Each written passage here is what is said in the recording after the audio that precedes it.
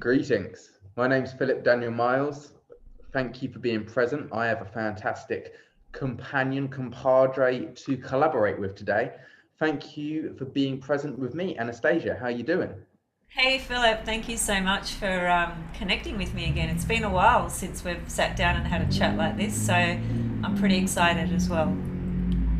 It has been. We've got quite a good bit of rapport going between us. We've been pals for a fair few years now, and it's fun to check in and get different reflections with regards to what astrology I'm working with, and just generally in life. So thank you for being a friend and a colleague and someone who's magnificent to share with.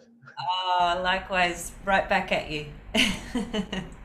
Good fun. It's a pleasure. Thank you. And everybody for watching, because we've got some really interesting material to work through today. And you're the best person to kind of deepen and enrichen my understanding of the asteroids and the mythology of the goddesses and the feminine or the more subtle yet oh so powerful energies within all of us. Oh, so powerful indeed, and thank you for that compliment. Yeah, I mean, for me personally, the goddesses have been a really big component of my learning, my teaching, my studying, my exploring, people's charts, observing the, celestial movements over many, many years. I've always paid attention to the goddesses.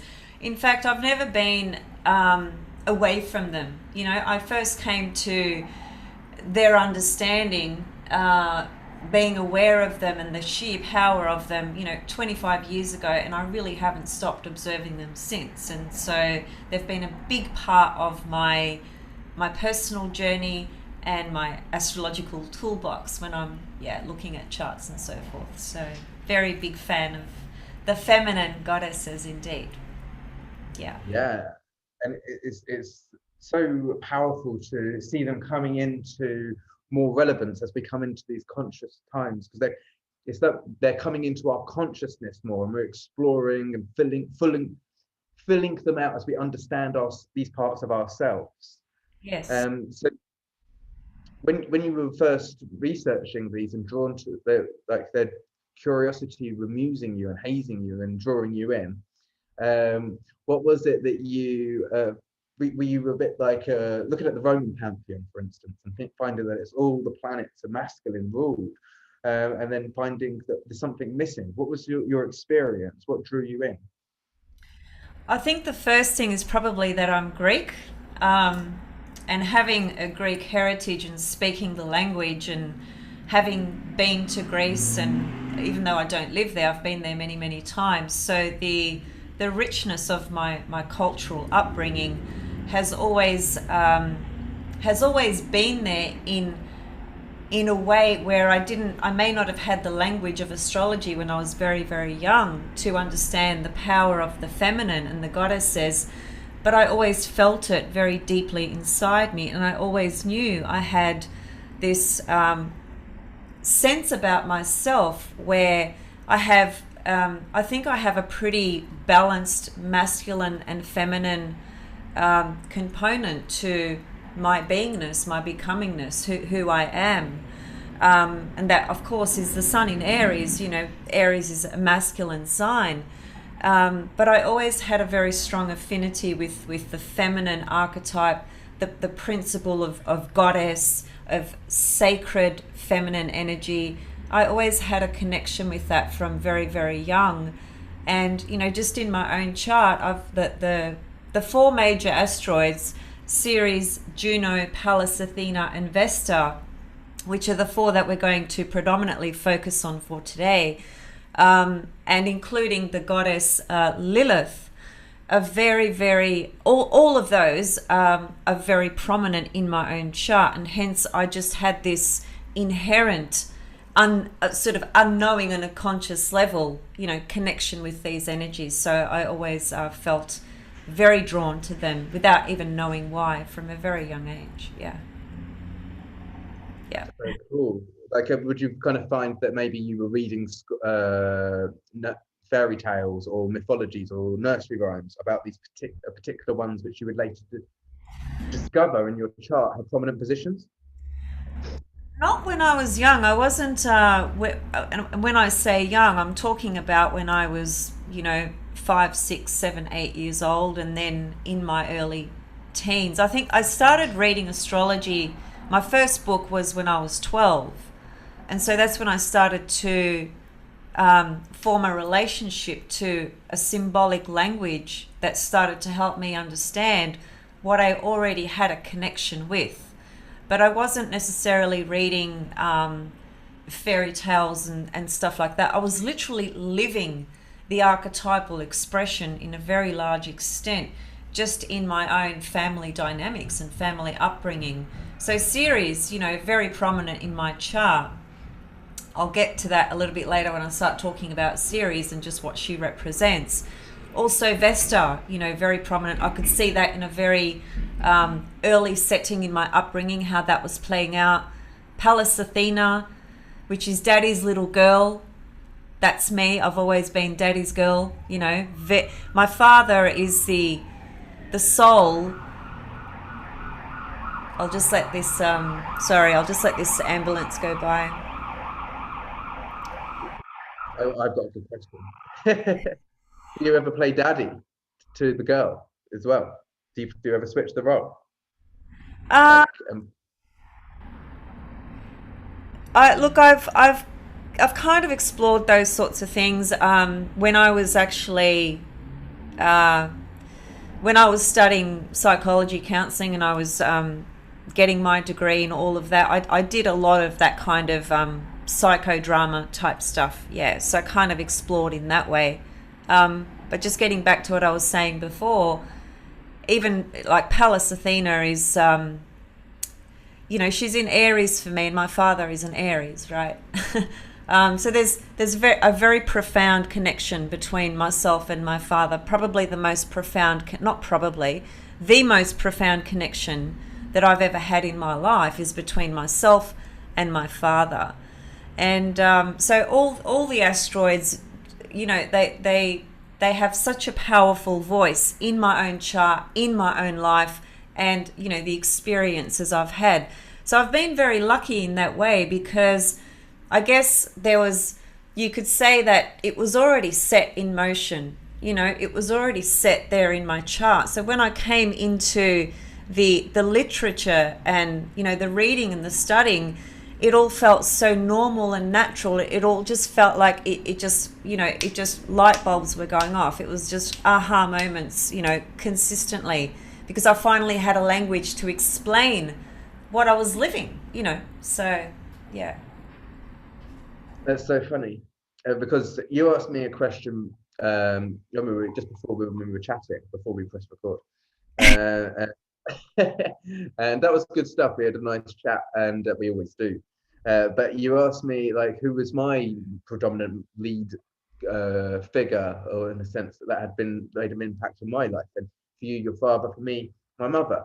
And as you say, we kind of plot ourselves into these instances so that we can unfold, untangle, and it's a continuous journey from the early days, reflecting back even when they may be gone. I mean, my mother's currently still alive, which is really great. But I imagine for the rest of our lives that we're always going to be reframing and giving gratitude in new ways and holding more love for ourselves and for them in the continual evolutionary perspectives, if you will.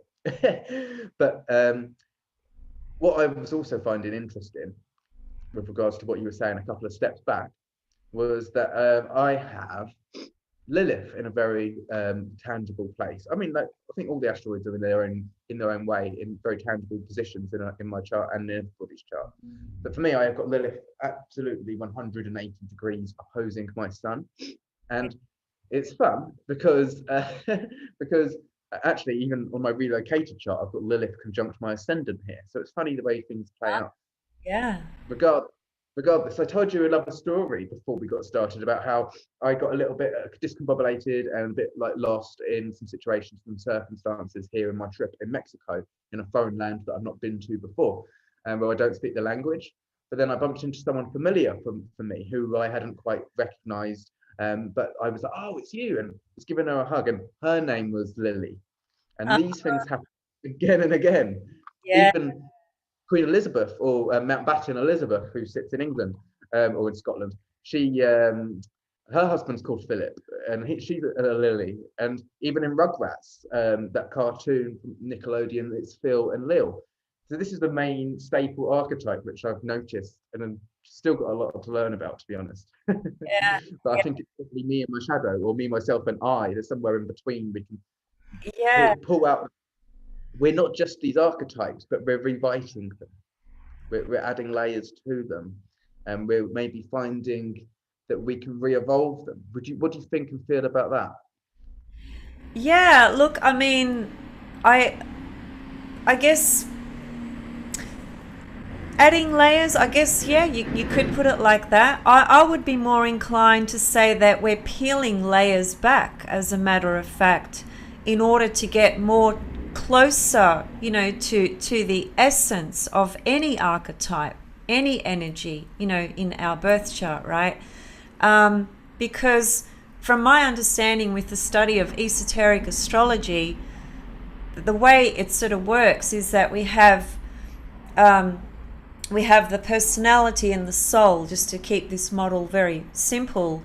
And so in my opinion, that the greatest achievement that we can ever accomplish in our life is to align our soul and personality so that there's this connection and harmonious flow of becoming, which is evolution. It's constant, and that has many different waves and phases and phases and processes. So everything is evolving all the time. The earth, humans, souls, animals, everything is just evolving all the time.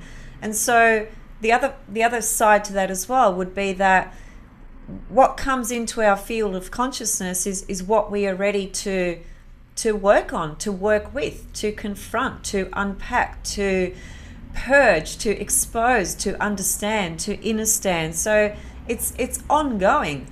It's just evolution, period. But you do have a very strong Lilith, actually. I was looking at your chart just to refresh my memory of your chart earlier today. And your Lilith is right up there on the midheaven of your chart in Cancer.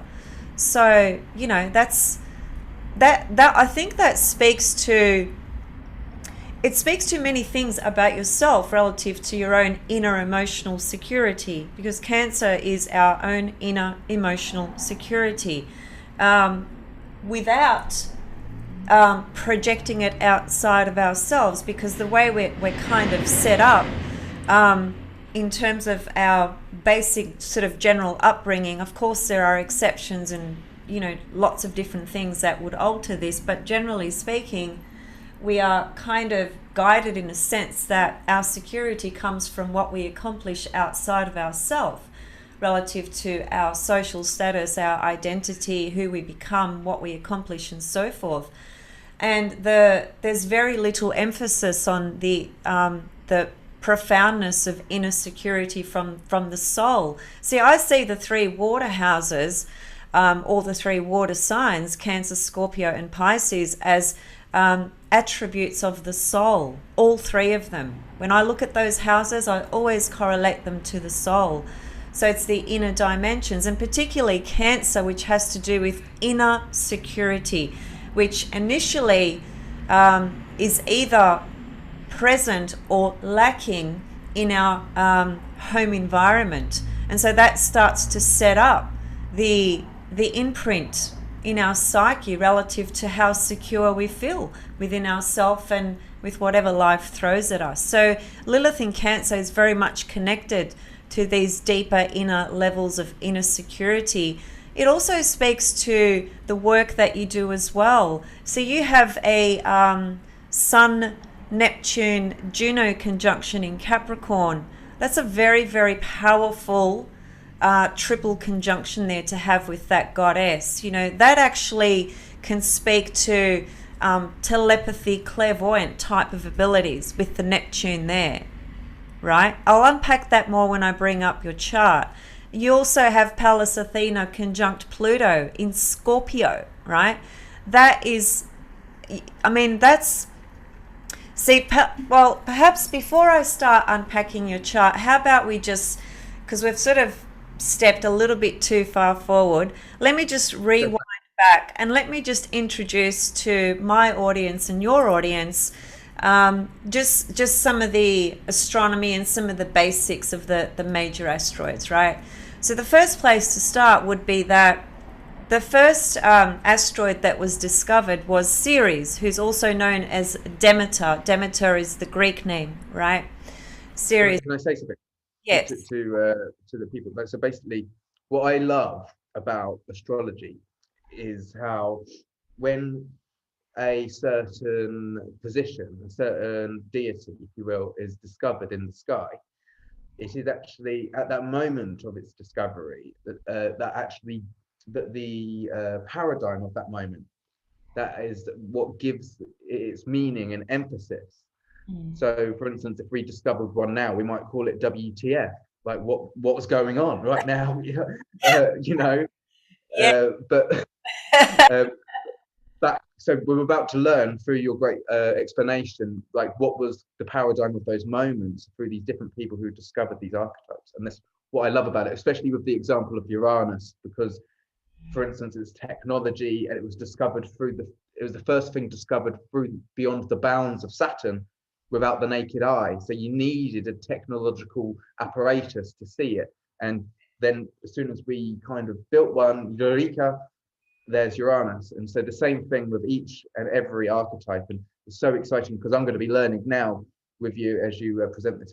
So thank you very much. Yeah, no, that's an awesome point, and it's great that you brought it up because you're absolutely correct. Every time an asteroid or a particular body is discovered, it is the funny thing is that because it's scientists, astronomers, you know, that discover these bodies, and astronomy and astrology, you know, really are the holy science. They are one and the same, really. But the division occurred around the Renaissance period, basically. But that's another issue. But every time there is a body discovered, it is discovered by this mainstream, person who's classed as an astronomer. But it's very powerful to observe what's going on at the time, because even the astronomer himself or herself is unconsciously connected to the frequency of that archetype, and thus why they choose the name that they choose. They're not even aware of it. There's some unconscious element that's driving this process, this what unfolds. So for instance, with the asteroid Ceres, this is just absolutely mind-blowing. So she was the first asteroid that was discovered, and she's the largest asteroid. So the asteroids, for people who don't know, they sit in between the belt of Mars and Jupiter, right? Astronomically or astrologically in the sky. And there's literally, there's around about 400,000 asteroids, as a matter of fact. However, up to date, there are 20,000 that have been discovered and named and numbered, right? So the rest of them are not named and numbered as yet. So there are 20,000 that we know that are named and numbered, right? So Ceres is the largest one, to the extent where her status of being identified as an asteroid was changed into a dwarf planet. That's just how large she is. A very big body astronomically, right? So she was discovered in 1800. Now, she was discovered by an Italian astronomer by the name of Giuseppe. What's his first name?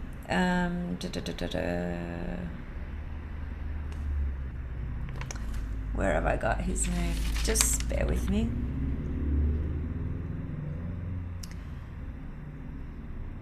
Yeah, Giuseppe Piazzi. Okay, so he was an Italian astronomer, as I said.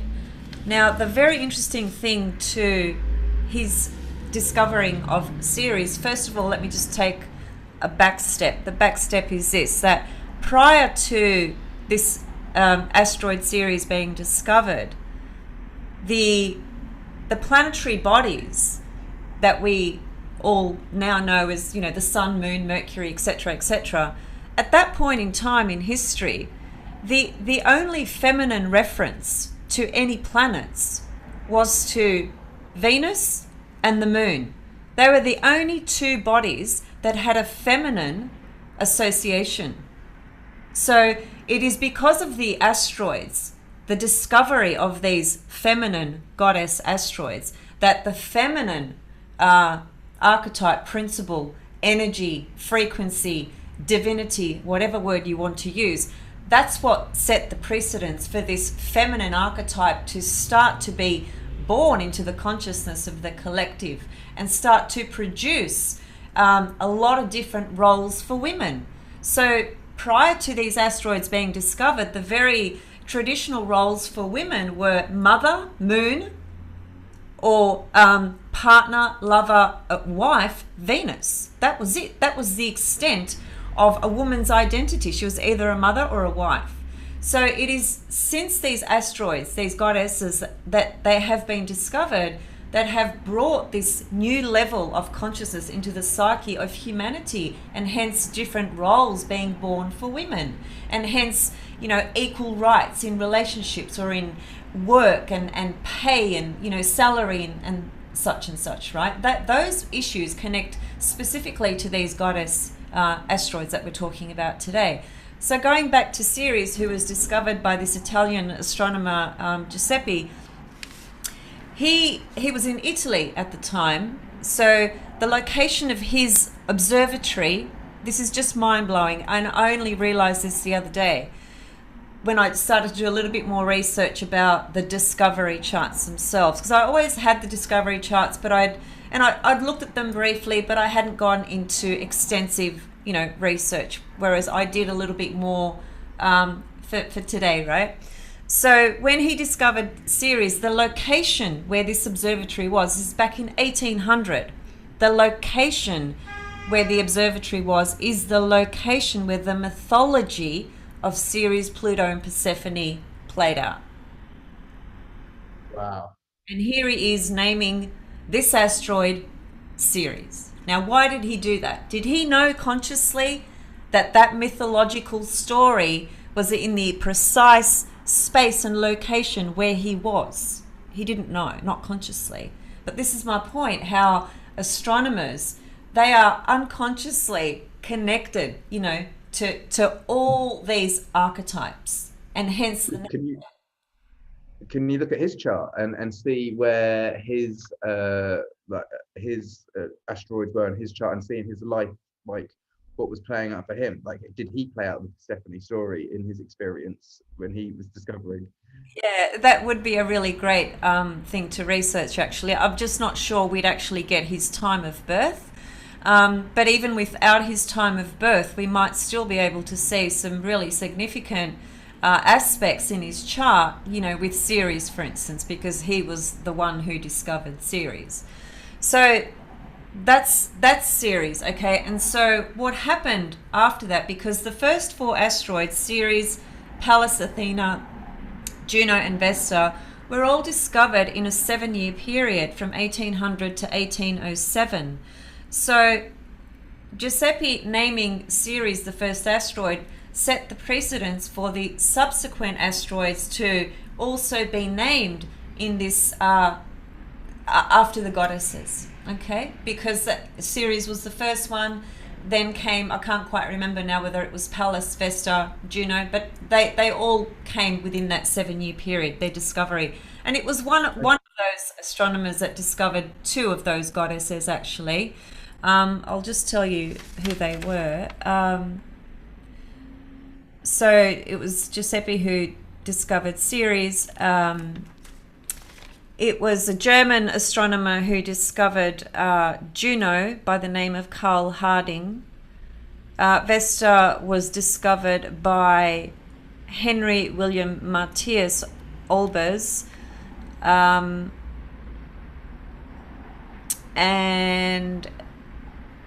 so sorry, it's the same guy, same German astronomer who discovered Vesta and Pallas, and then it was Karl Harding who discovered Juno, and then it was Giuseppe who discovered series, but this all happened in a 7-year period, basically.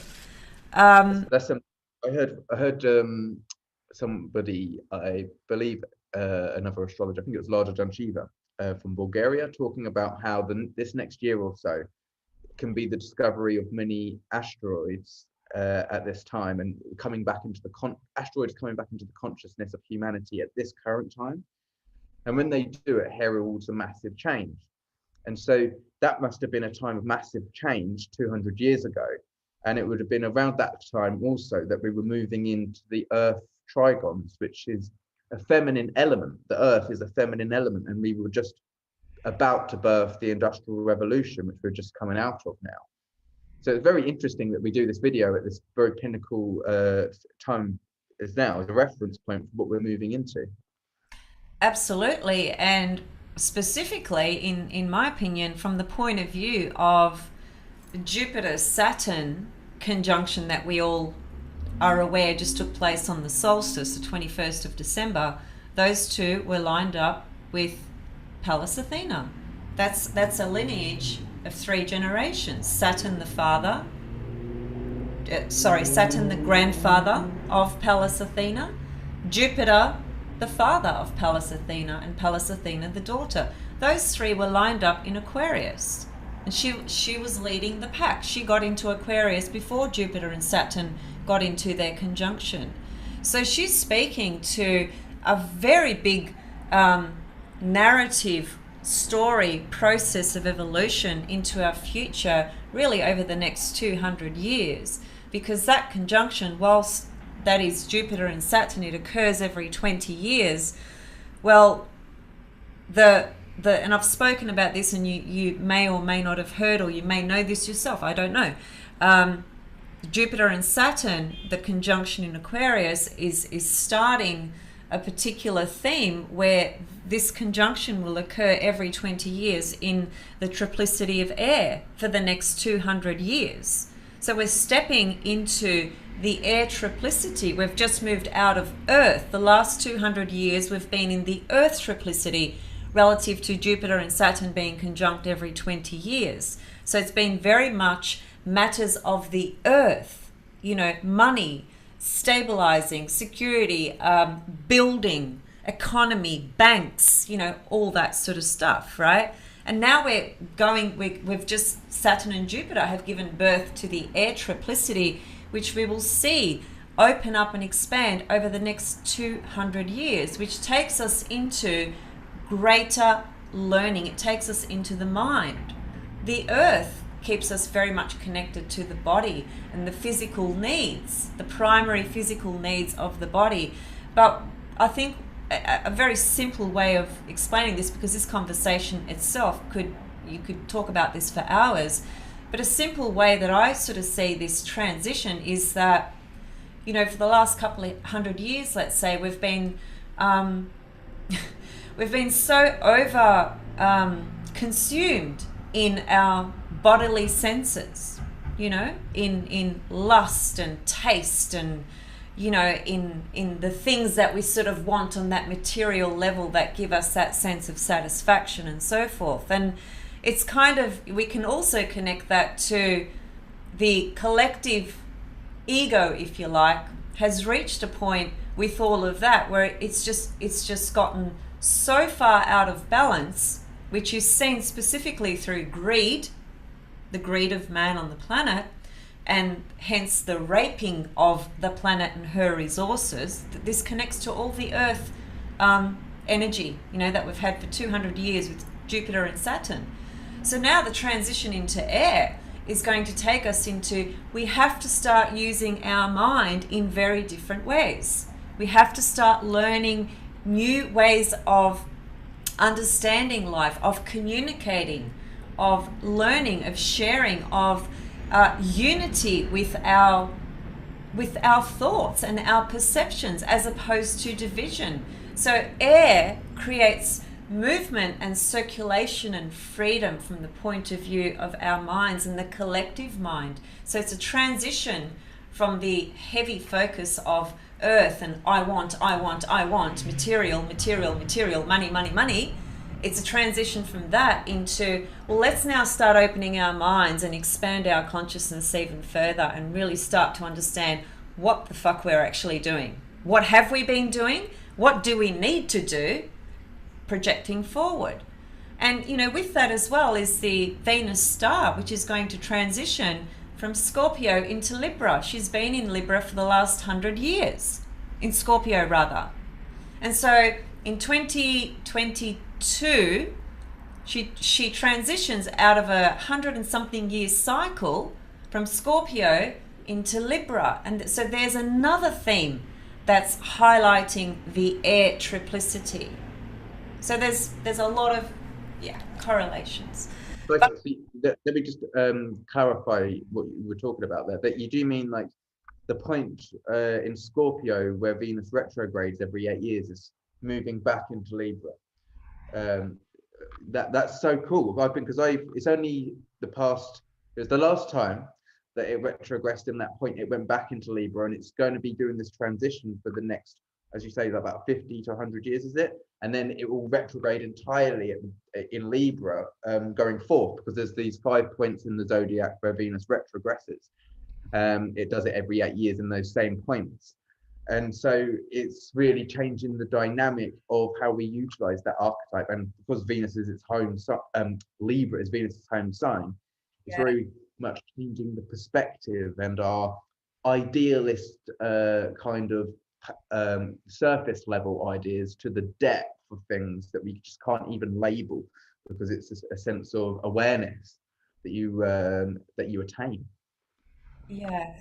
Well, the Venus Scorpio star point, which transitions into Libra, because as we know, the Venus star point moves backwards in the zodiac, as you just said. So that's why it's going to go from Scorpio to Libra.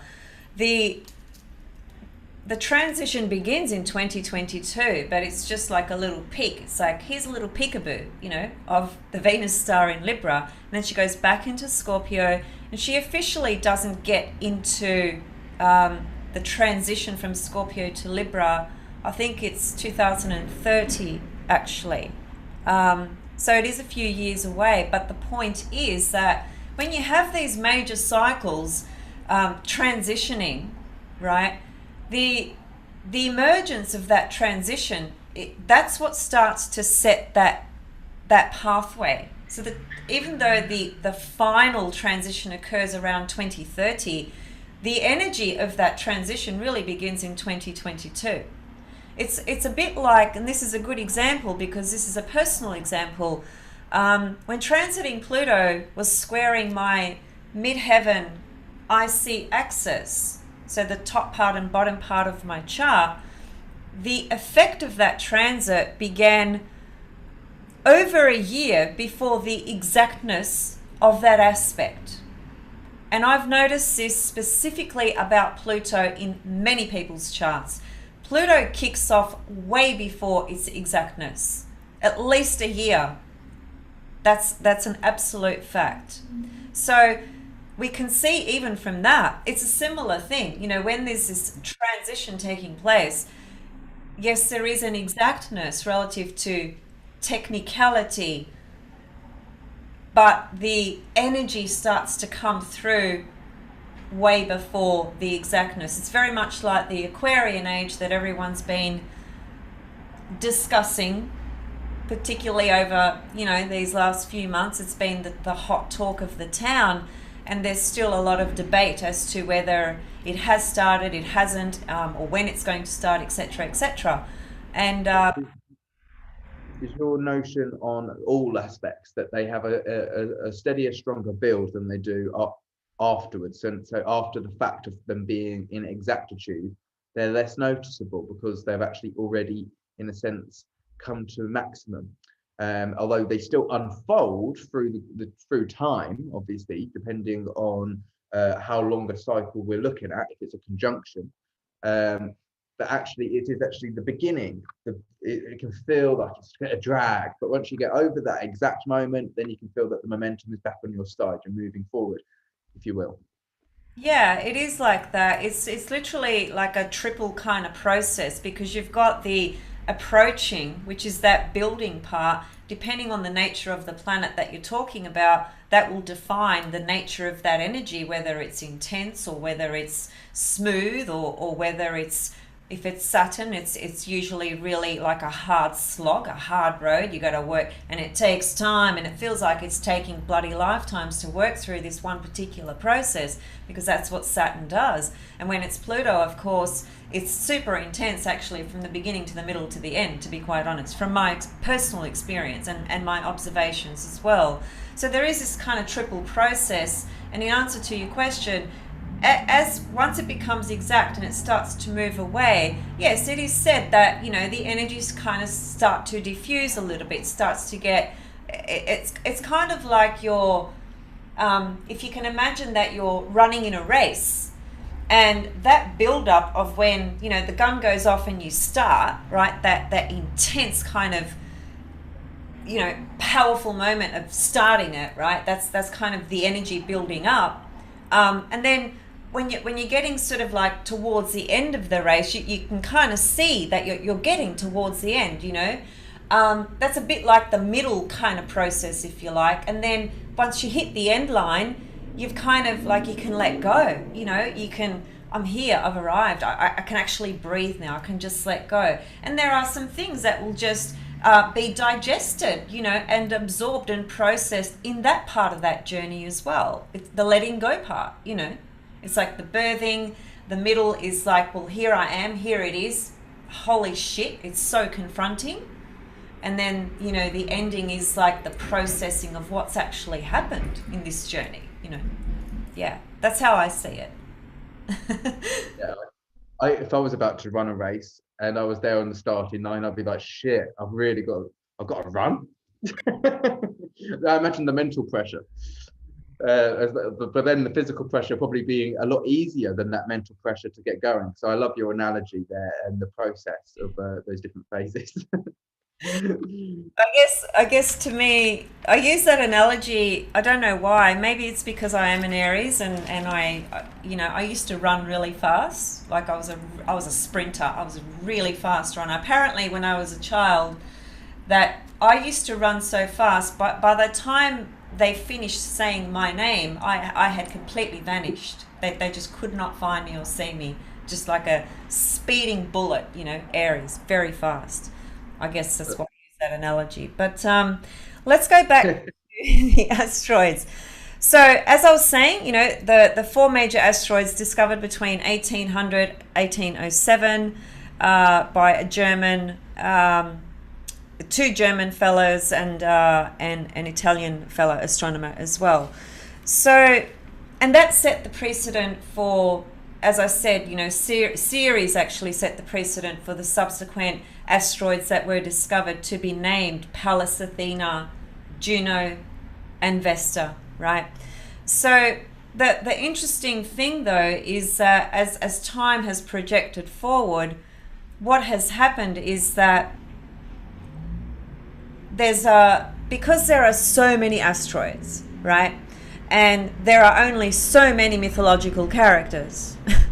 So what started to happen was that the astronomers started to name asteroids after family members, you know, loved ones, etc. So hence the concept of asteroids being named after just a regular kind of name. Like you could probably find an asteroid called Philip. I certainly know there's an asteroid called Anastasia, for instance, and so forth. So that brings in that wave of it, right? And then the other level to that is that they started to name asteroids after concepts or even objects, because they literally kind of ran out of mythological names, as it were, because there are just so many asteroids. So as a result of that, what we have is we have asteroids, for instance, named Lust, Karma,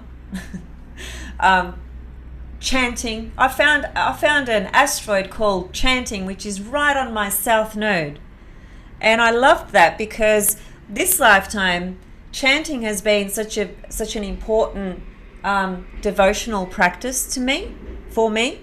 And when I first started chanting, I just instantly got into it. There was no holding back. There was no thinking, oh, this is weird. What the hell is this? There was none of that. I just went boom, straight into it. And so I've got the asteroid chanting on my South Node. That's just an example.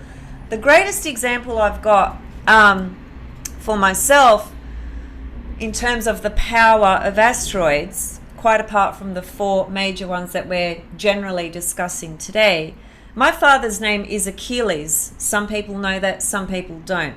The asteroid Achilles is to the minute, not only degree, but to the minute, conjunct my ascendant. Now, the ascendant in esoteric astrology is the soul. And from the moment I was born and took my first breath, I was always bonded and attached to my dad. There was this soulful connection, there still is, this soulful connection between myself and my father. And I didn't discover this asteroid Achilles being conjunct my ascendant till I did not discover it initially when I first started astrology. I probably discovered it maybe a few years into my learning and my practice. But I have known it for a very long time. When I discovered that was, to say it was mind-blowing, it doesn't do it justice. It really hit something very deep inside me, and it really inspired me as well to really start looking at people's charts relative to their partners or any person that, comes into your life that has a profound sort of influence upon you, that you have a really powerful connection with. It's not about whether the relationship is good or bad. That's got nothing to do with it, because good or bad is very simplistic language, and it can never encapsulate the depth and importance and meaning to a connection between two people. There's so many layers to that. It can't just be good or bad. So in the journey of exploring people's charts, what I've noticed is that they will have an asteroid, conjunct one of their angles. So let's actually unpack that a little bit. When you're looking at the asteroids, whether it's the 4 major ones, Pallas, Athena, Vesta, or Juno, or whether it's other asteroids, what you're really looking at initially, at least, is are any of those goddesses or asteroids forming a conjunction or opposition to the luminaries in your chart, the sun or the moon? When you see that, that's a really, really, really big deal, right? If any of the asteroids are forming a conjunction to the ascendant or descendant axis, big deal, massive deal. Likewise, when they are conjunct the MC and the IC, they are huge. We're talking about the axis of the cross of matter in the chart, which is, it's literally like the spine in our body. It's the whole frame of what holds our whole life together, all of our life's experiences. The most important elements of life for people, generally speaking, would be to have your sense of self-identity, ascendant, the world of relationships, descendant, the IC, your roots, family, soul life, inner security, foundation, lineage, astral lines, where do you come from? And the MC, what is your life about? What are you here to share and speak to? So those 4 angles of the chart, the cross of matter, they're like 100% voltage points. When you've got something on those angles, you need to pay attention to that. And if you've got an asteroid on one of those angles, you need to pay attention to that. That is a big part of your life's story and theme. So that's kind of like the first layer. Then, of course, you would absolutely pay attention to an asteroid conjunct, one of the other planets, Mercury, Venus, Mars, Jupiter, etc. When you see a Jupiter, Pallas, Athena conjunction, immediately you know that this individual, there's a big story around the father-daughter dynamic. Major story, because Jupiter is the daughter of Pallas Athena. So you see a conjunction in a chart, straight away you know that there is a theme there for this person. about the father-daughter relationship. And sometimes that father-daughter relationship has some complex layers to it as well, because some of the pathology of Pallas Athena is she was so bonded with her father, and she was his favorite daughter. He favored her out of everyone. She was born from his head, hence being the goddess of wisdom, because Jupiter is the god of wisdom.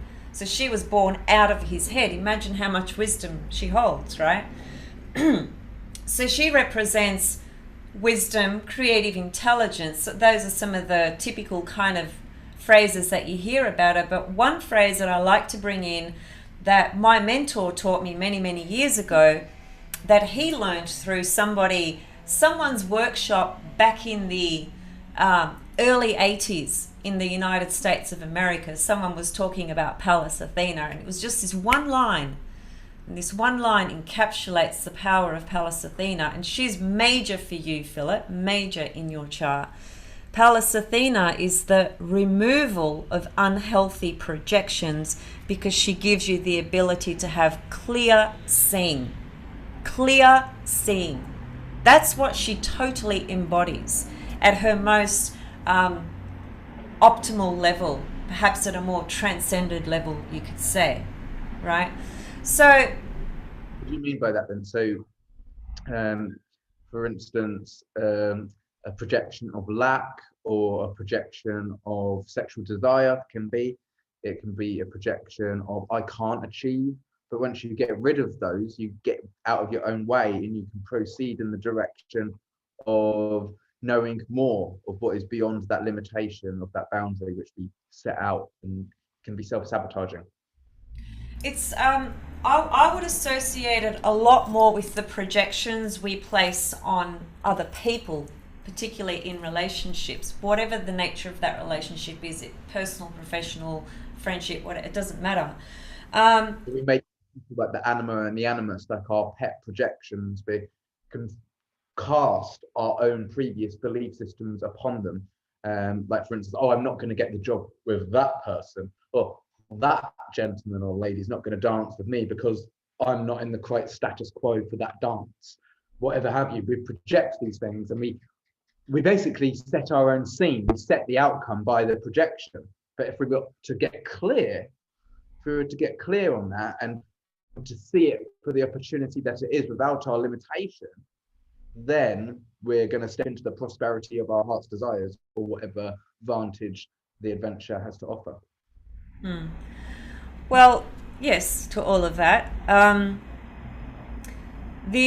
My understanding is that we all project predominantly unconsciously onto, first of all, our perception of reality, and every single person we have some kind of relationship with or connection with. It's 80% unconscious. So most people don't know they're doing it, in other words, okay? So when you're talking about evolution, and when you're talking about clear seeing from the level of Pallas Athena and the level of clear seeing that I'm referring to, when you're able to have that absolute clear seeing, and you are no longer projecting onto another, that would be the state of being able to be in a space of complete acceptance, unconditional love for yourself and for others, and the ability to share yourself with others without the need of wanting something back, because you're able just to lovingly, freely share. You're not projecting the things that you need for yourself onto that other person, because you have become whole within yourself, and when you get to that level, you have very different relationships. You don't need to feel that the other person is texting you every 5 minutes or calling you every half an hour or keeping tabs on where they are, or all that jealousy sort of stuff that happens in relationships. A big advocate for kind of a freedom in relationships, interdependence, no ownership and possession. Yes. I'm big on that, but it's not to say it always comes easy. Sometimes it can be a practice through depending on what you're working with and who it is that you're working with and all this. But it's certainly the destination, if you will, or sometimes it's the present where you find those things just being. Yeah, yeah. And, of course, every relationship is just a mirror. That's all it is. It's literally just a mirror to all of us, every relationship. And so when we are extremely activated by somebody, when somebody triggers us, in a particular way, that's in that time, if we can be really objective and step back and reflect, it takes a lot of awareness to be able to do this, though. People don't naturally act in this way. People are projecting shit onto each other all the time, not even aware of it. But when something or someone deeply, triggers you and activates something inside you, the greatest sense of self-empowerment that you can have over that is to step back and look at that moment or experience or feeling as objectively as you can, to try and understand where you are within that. What does that say about you? Because it's never the other person, really. They just act as a mirror for our own unconscious, fragmented, aspects, or traumas for that matter. See, the other benefit of that kind of understanding and processing is that you always end up in a position where you are more self-empowered, because the moment we project something onto somebody, it's always a matter of control, and insecurity.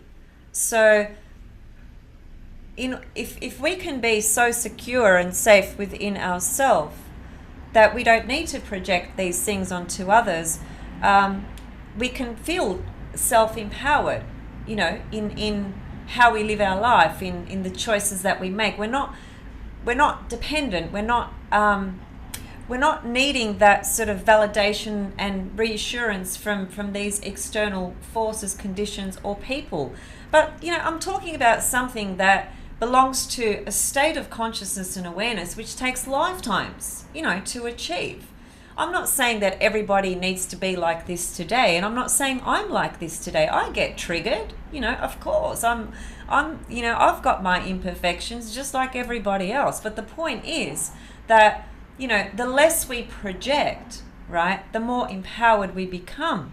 And that does connect to Pallas Athena, because she is the body that corresponds to clear seeing and the removal of unhealthy projections, right? So getting back to the assessment of asteroids in the chart, as I said, the luminaries, the angles of the chart, and of course the rest of the planets as well. The other thing is that I would look at squares as well. I would pay attention to trines.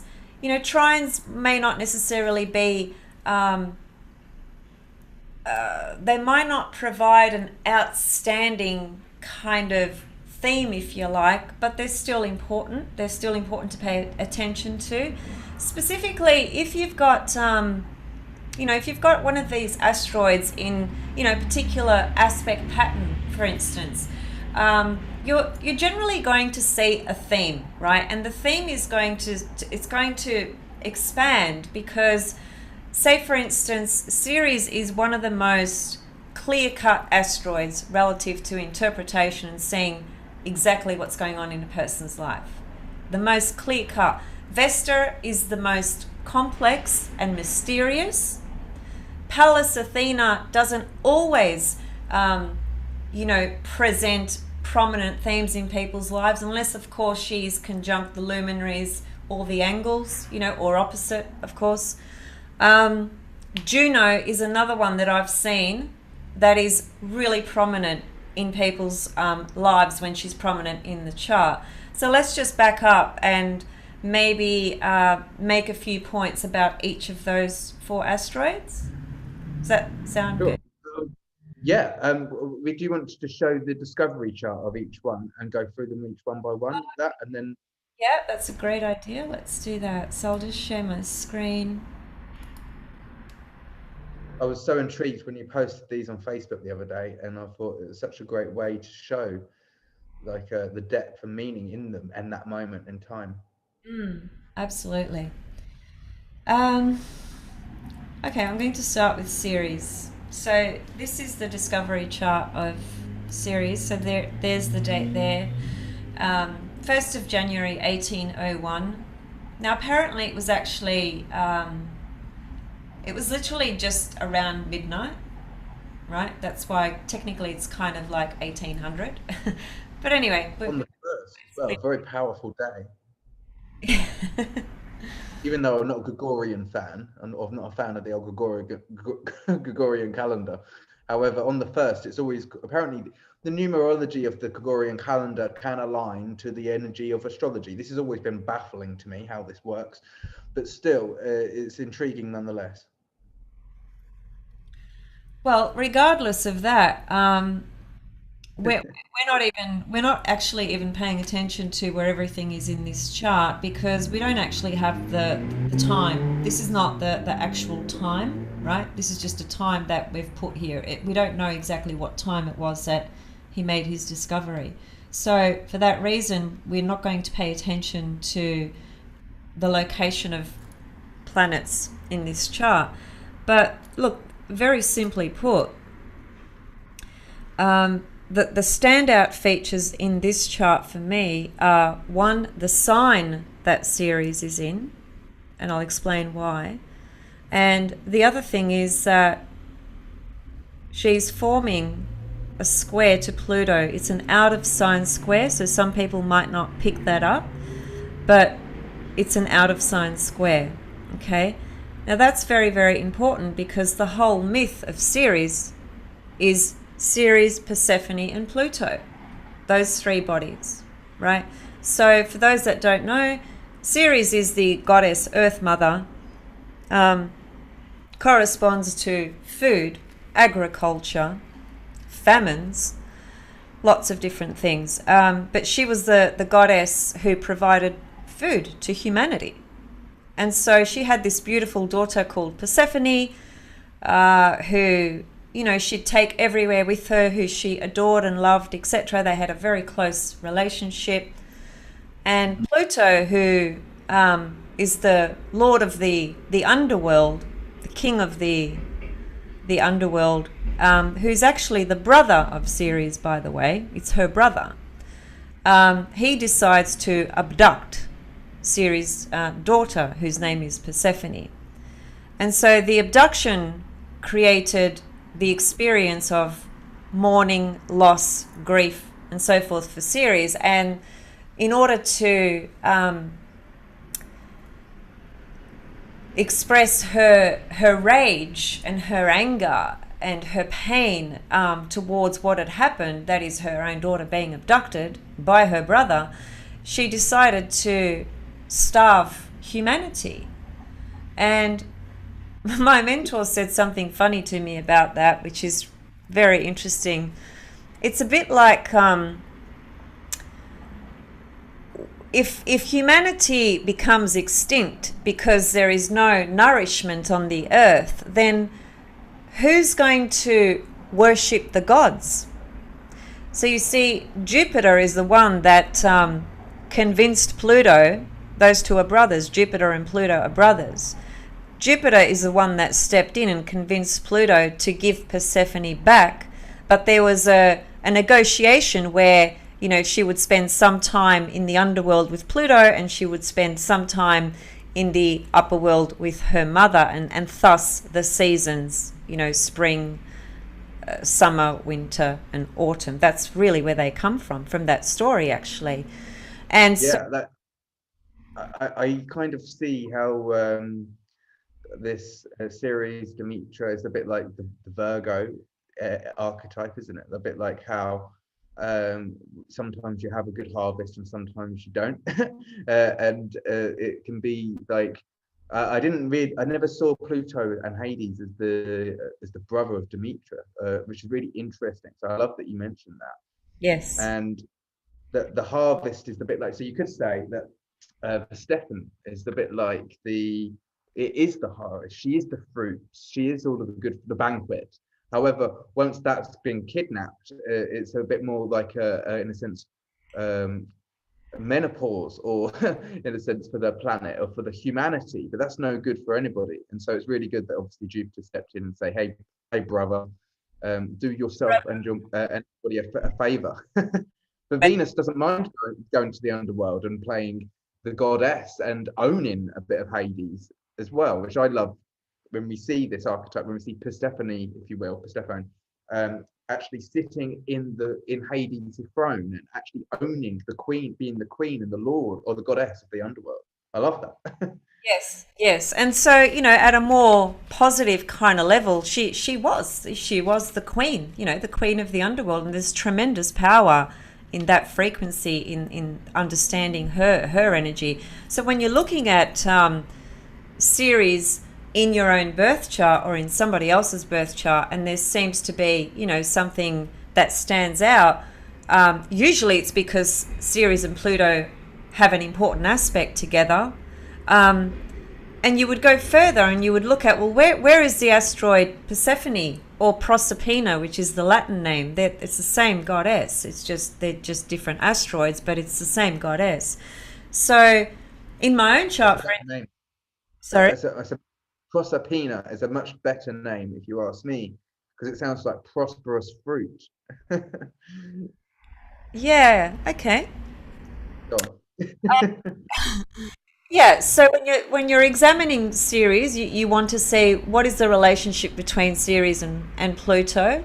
Where is Persephone or Proserpina? And usually, if Ceres is a theme for a person in their life, it's going to the story is going to unfold through Persephone or Proserpina, Pluto and Ceres, and there are many different possibilities of how that can manifest. But some very typical examples are very much connected to, because the ultimate theme is about loss and grief, but however, ultimate renewal.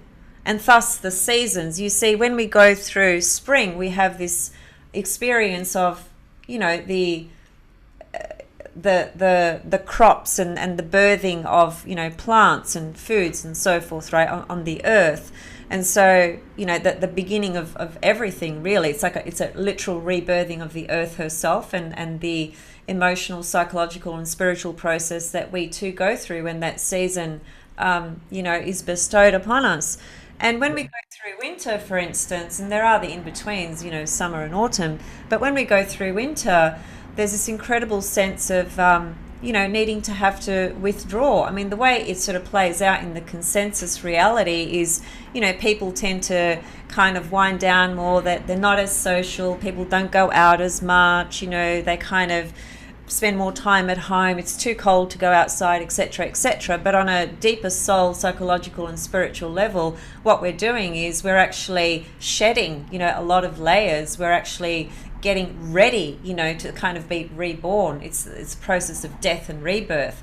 So Pluto Ceres really corresponds to grief, loss, death, rebirth, renewal. But unfortunately, when Ceres is prominent, you cannot experience Ceres without going through some kind of separation, loss, pain and grief. And in my own chart, Ceres is really prominent. It speaks to the family dynamics within my family. There's lots of things there.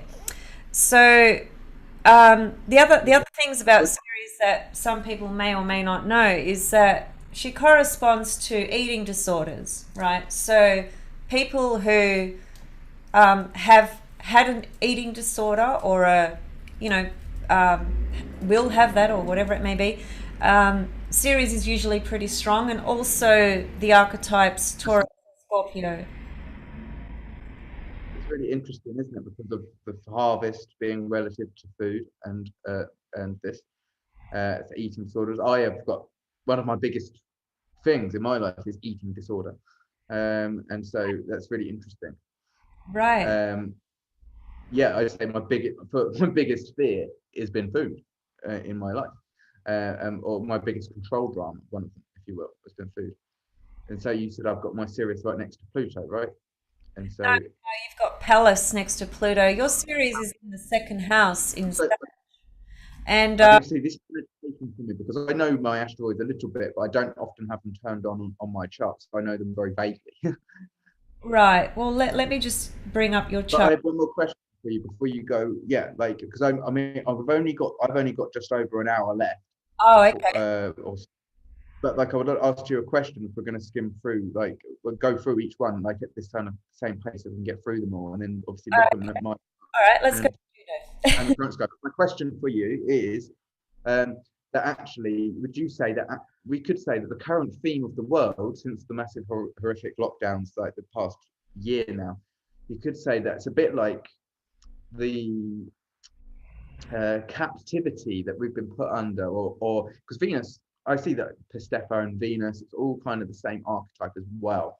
And so Venus rules the mouth, our value, being able to speak our truth, and that's been taken captive in a sense.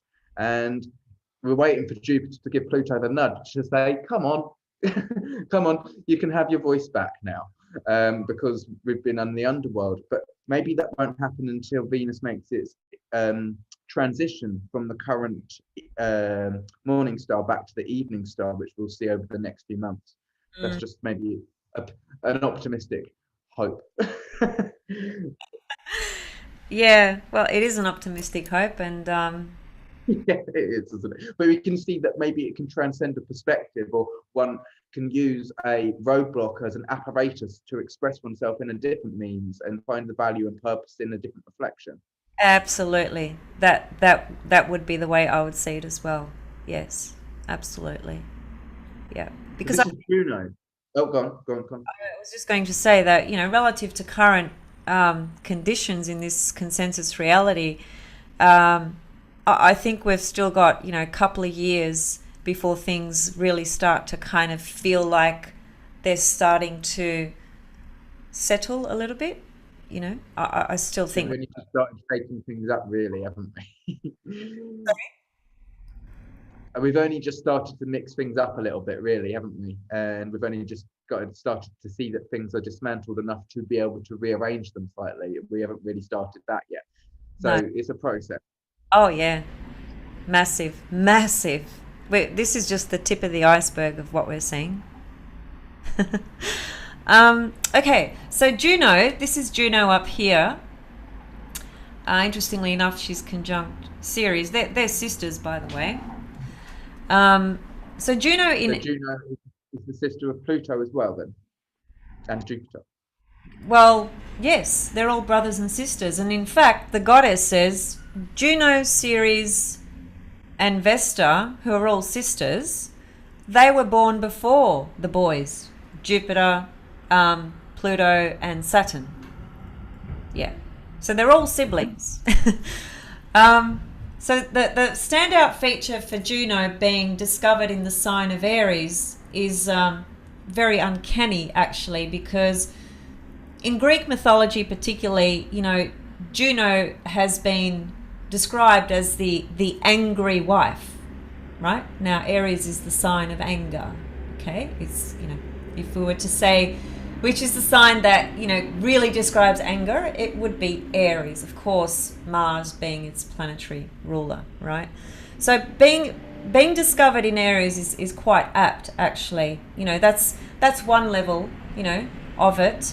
And I suppose the other level has got to do with autonomy, still being able to find and experience autonomy within a relationship, because Juno, fundamentally, she's the queen of heaven, actually.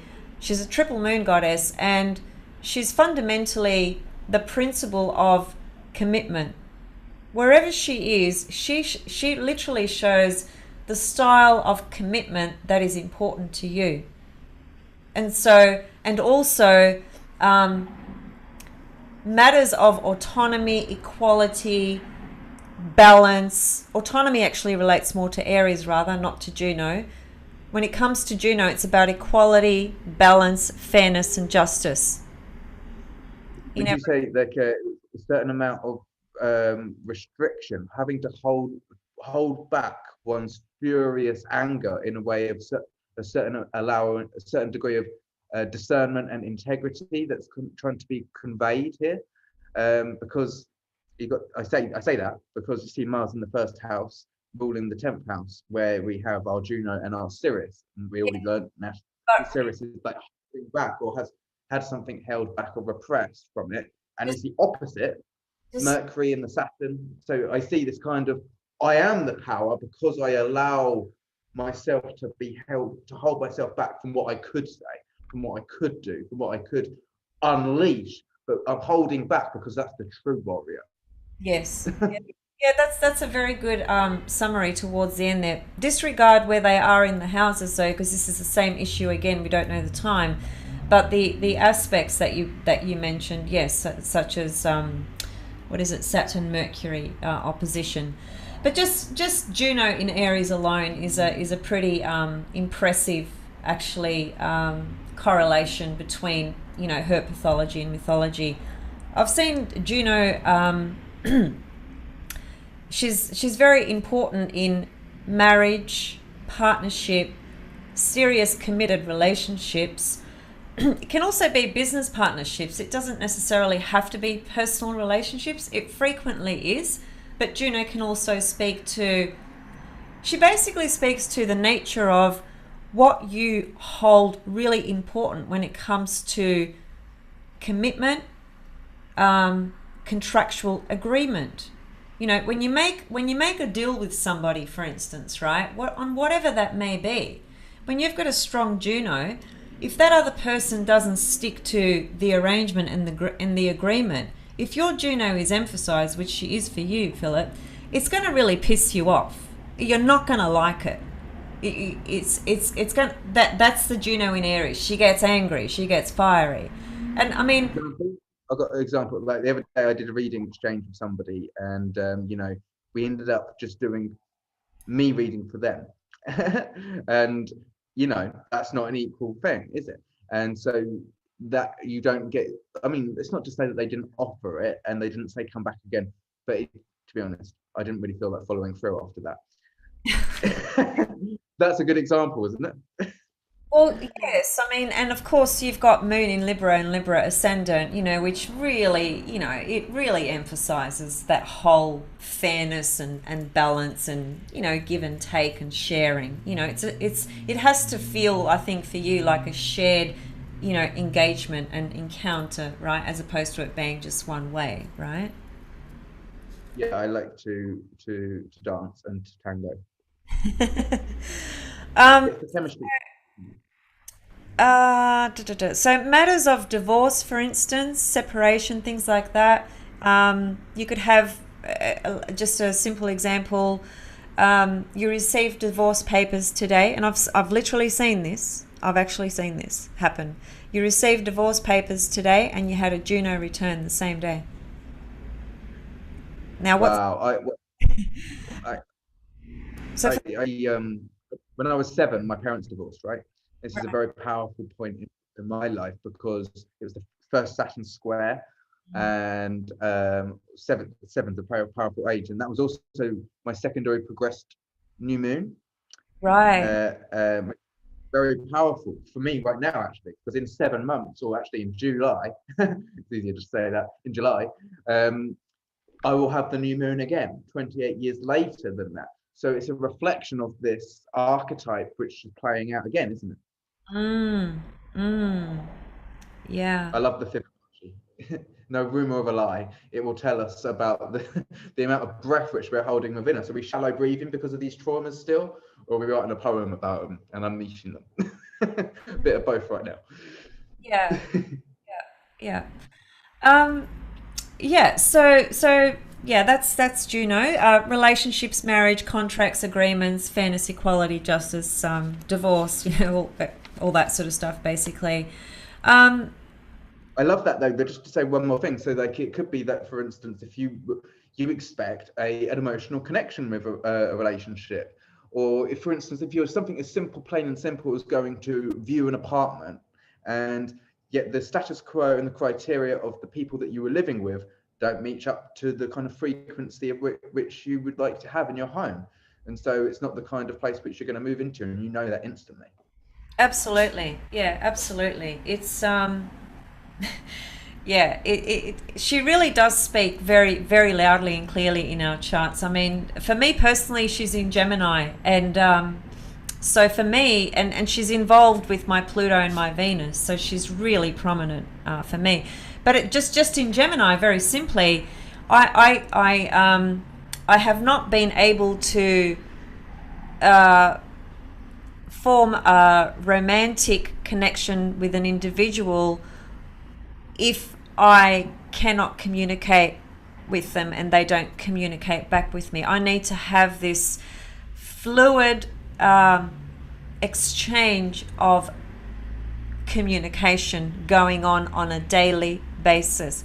And I'm not talking about speaking 24/7 because that would do my head in. I'm just talking about the absolute necessity of communication in a relationship and just how important that is for me. And if it's absent, I could not stay in that relationship. It's just such a big deal for me. That's just another simple example.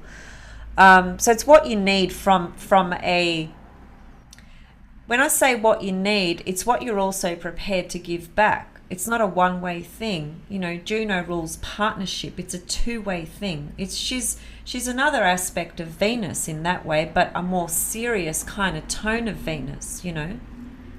Also, what I love about this chart is the Venus, the South Node in Leo, same degree, and so that's really wise.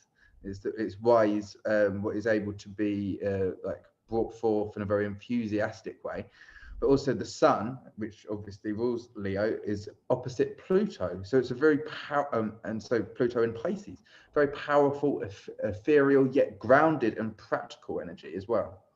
Mm-hmm. Yeah, absolutely. All right, I'm going to bring up the next chart because I'm just very mindful that you said you have a limited amount of time. So let's just run through the other two, and then will perhaps close with just a few more comments. Okay, so here's Pallas Athena in Libra conjunct Uranus. Now that's the standout feature in this chart, quite simply. You know, here we have the goddess of wisdom, goddess of creative intelligence. She does speak to being able to be objective and detached. And what's Uranus all about? You know, it's about objectivity, detachment, you know.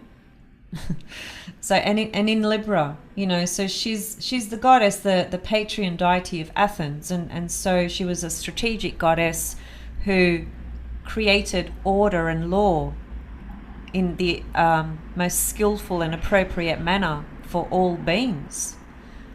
She was the most skillful goddess, actually.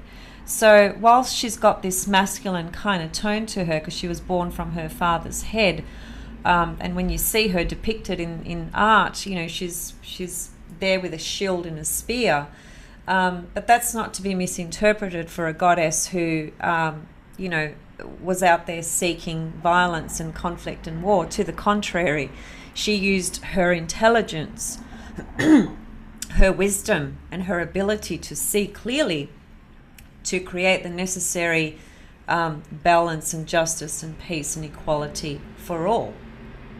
Just a very, very, very strategic goddess, loads of wisdom and intelligence. And so, you know, when she's prominent in your chart, of course, there can be a story and a theme around yourself and your father. And of course, it's got to do with your own creative intelligence and perception, creative perceiving. It's all, I mean, there's so many layers to her. You know, she connects to the healing arts, very prominent goddess in the field of arts and craft and things like that. The healing arts as well, musicians, you know, all those levels of artistry come in very prominent with her as well. The healing arts period, actually. So the healing arts could be, could be music, it could be dance, it could be a number of different things. And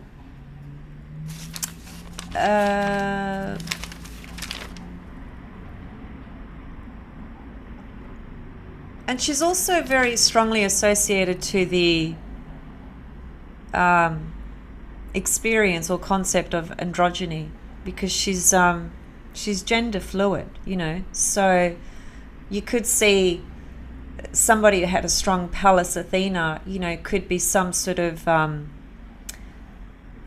really passionate advocate in the LGBTI community, who advocates for certain processes that individuals go through with their transitioning and so forth, and having an understanding of that fluidity, and there are many people that I've even come across in my life who have a real androgynous sort of quality to who they are. And actually one person I can think of who's famous, who, well, let's say most people know of, is Prince. The singer Prince.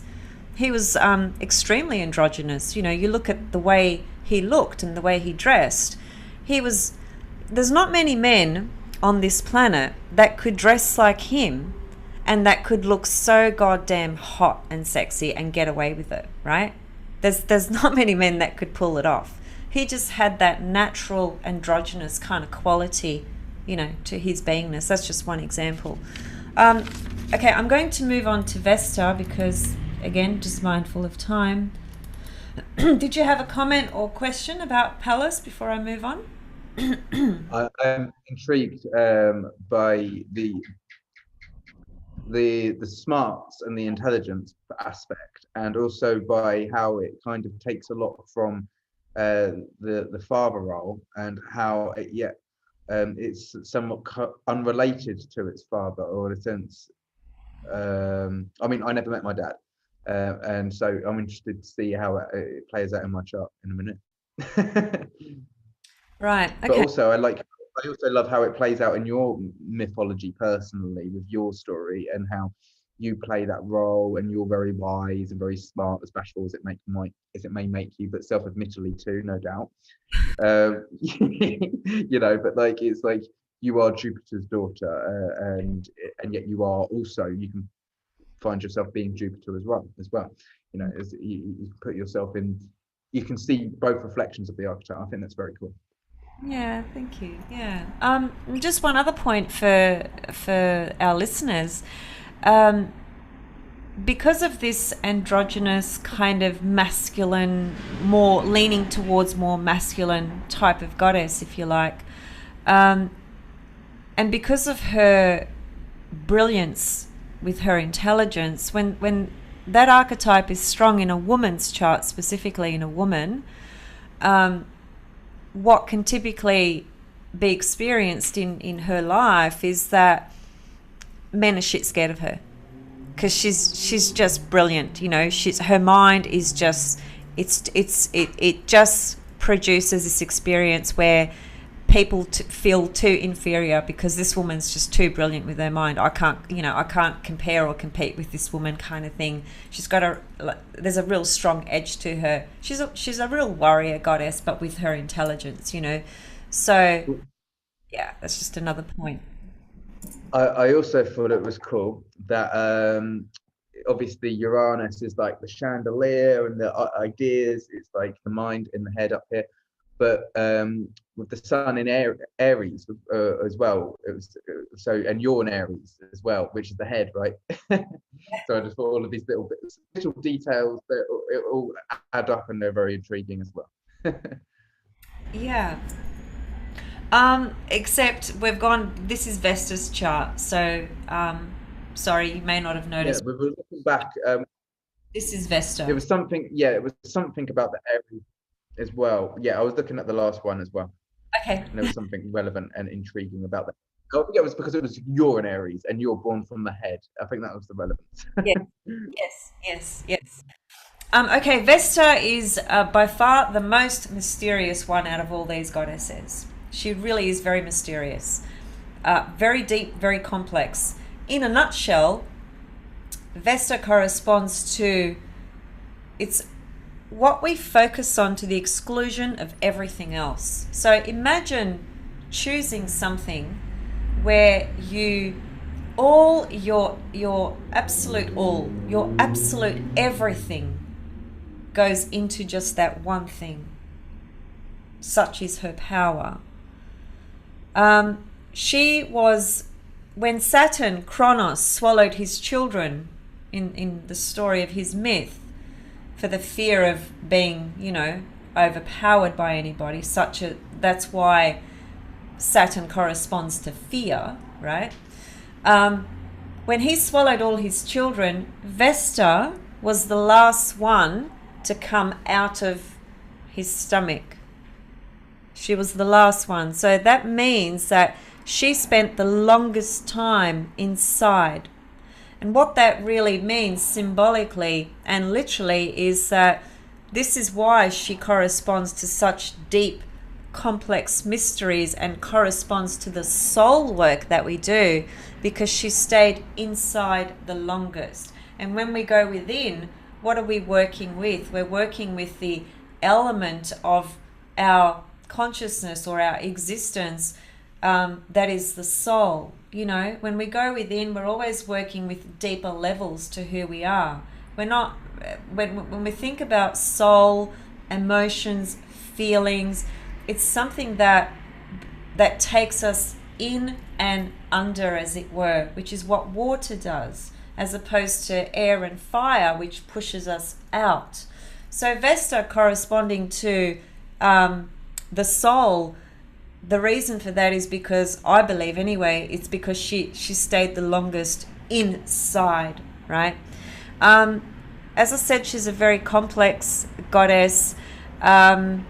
She represents the hearth fire, which is seen, through so much sort of art and work through history. In Greece and Italy, there was there's shrines everywhere, for Vesta, and they had shrines in their homes. She's the flame, and that flame, that hearth fire that we see sort of in the physical, symbolically, that refers to her. That flame it's the flame of the soul. That's why she's so mystical and deep.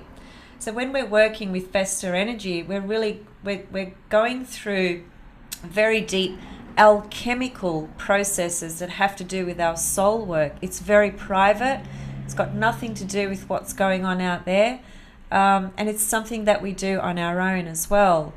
Vesta is conjunct my Mars, so I know all about Vesta as well. She's a very prominent goddess for me, and it's in the 12th house actually. So very, very deep mystical kind of Vesta that I've got there. Vesta also connects to sexual complexes, celibacy, giving oneself sexually in order to heal others. Sexual therapists are likely to have a strong Vesta. People who are, promiscuous. So you can either be really promiscuous with Vesta, or you can be totally celibate. I can be both. I recently went 10 weeks without an orgasm, and that was a new record and experience. After I also didn't have make love with someone for about 2 years, and the last experience I had back in 2018 until recently was actually a very much a healing, transcendental sexual lovemaking experience. Not necessarily all for me, but for the person that I was with, I could feel that it was actually very beneficial for them, and just to hold space in that kind of cathartic healing process. It wasn't about the rushing to the finish, it was just about the being with them. And I knew that it was very powerful, even if not necessarily in the same way for me as it was for them. It was very rich and rewarding anyway. You know what I mean? Absolutely. In parts of the myths, the Vestal virgins, right, which are, Vesta's sisters, basically. So the Vestal Virgins, this is a really interesting insight actually. They would go out and they would find men who had just been in war type experiences and situations, and they would have sex with them in order to heal their traumas and what we now call PTSD. So they would give of themselves freely in this way for the purpose of healing. It had nothing to do with sexual gratification or pleasure. It was all used from this higher level that does connect to healing, as a matter of fact. And the reason that that was happening as well was because they wanted to calm down the anger in the masculine sort of patriarchal, if you like, system or environments, because when it is, well, it's not my opinion, we can see this all around. It is a fact that most crimes are committed by men, not women. That is a fact. That's not a personal opinion. When we're carrying trauma, like it's a bit like excess sound when you're recording like a song, someone's playing the drums and you've got all this extra sound and you need to do it in a particular studio with particular muffles to get rid of the excess sound. And so trauma is like excess debris which is just coming off of us left, right and center. And quite unfortunately, we haven't had the education that actually sex is our numero uno, should be our first go-to healing modality. Sex, music, art, these types of things. And it allows us to fling off all of this debris, extra frequency energy. And this is something which we haven't educated ourselves or each other with. And I feel like we can come into a revolution of our gifts as we find ways to put them back on the pedestal, and accessibility and deployment, and apply them in a way with ourselves and each other, which is actually beneficial. That was a bit of a funny sentence, not much punctuation, but I hope you got the meaning and gist. Absolutely. And also freedom, that a sense of freedom from within. Nothing to do with what's going on out there, but the freedom that one can feel deep inside themselves. The singer Elvis, who I'm sure everyone knows who Elvis is. Now, when he first came on stage, that guy was just a genius. He just had the most beautiful voice, in my opinion. That matter aside, when he first appeared on stage, because of those pelvic movements that he was doing, right? He had that whole, they used to call him Elvis the Pelvis, because he had this incredible ability, to just kind of rock it on. Now, when he first did that on stage, people started calling him the devil. That's how much the consensus Saturn reality of the patriarchal systems, were projected into the consciousness of society. They came on the radio and they were saying he's the devil and this is evil and he shouldn't be dressed like that, and why is he moving like that? That's evil, and blah blah blah blah blah. So that's just an example. And this was back in the 50s and 60s. It's not that long ago when you think about it. It's really not that long ago. So how much we the world, and yet it's progressively changing and tumbling and faster, like a past I almost said a joke, like a pastor eating raster.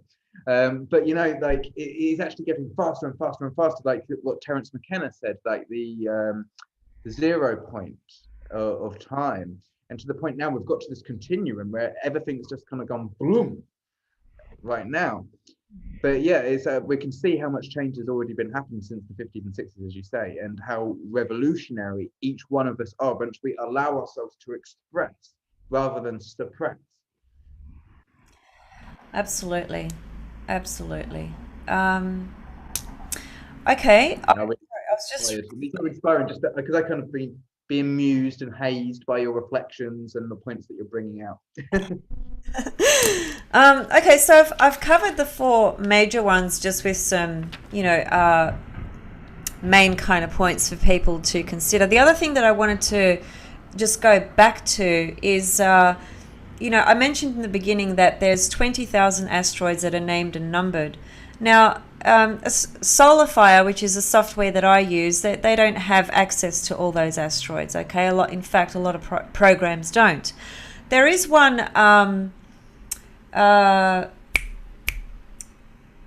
There is a website online that's it's free. You can access this. It's just called Asteroid Ephemeris.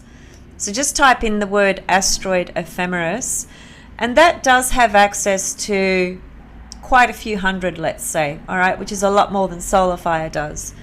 I think if you want... It's interesting. I once heard of someone who had I think, I can't remember who they were, and it's not funny, it's just astrology. And they were an alcoholic. I think they were a famous alcoholic. They might have passed away to the alcoholism or whatever have you, unfortunately. However, they had the asteroid Bear on a conjunction with their ascendant.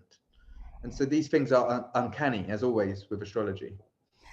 Yeah, I've heard that too. And it is a sad sort of thing, and because it has a funny sort of side to it, because, who would have thought that an asteroid would be named Beer, right?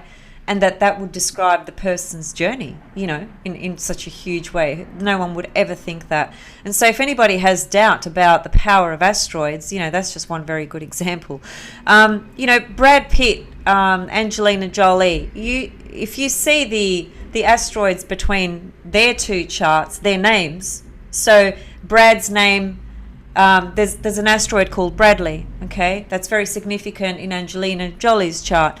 The name Angelina is an asteroid as well. That's conjunct Brad Pitt's moon and Venus. Exactly.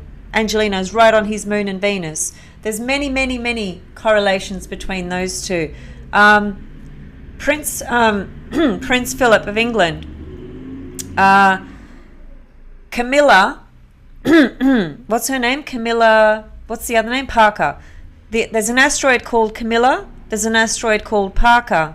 Both of those are conjunct his Venus. Both those asteroids. When Princess Diana died, there's a lot of stuff in her chart, but when she died, remember, she died in Paris. Now, on the date of her death, there was an asteroid called Karma that was conjunct the asteroid Paris in her chart. Wow, that's crazy, isn't it? That's just mind-boggling.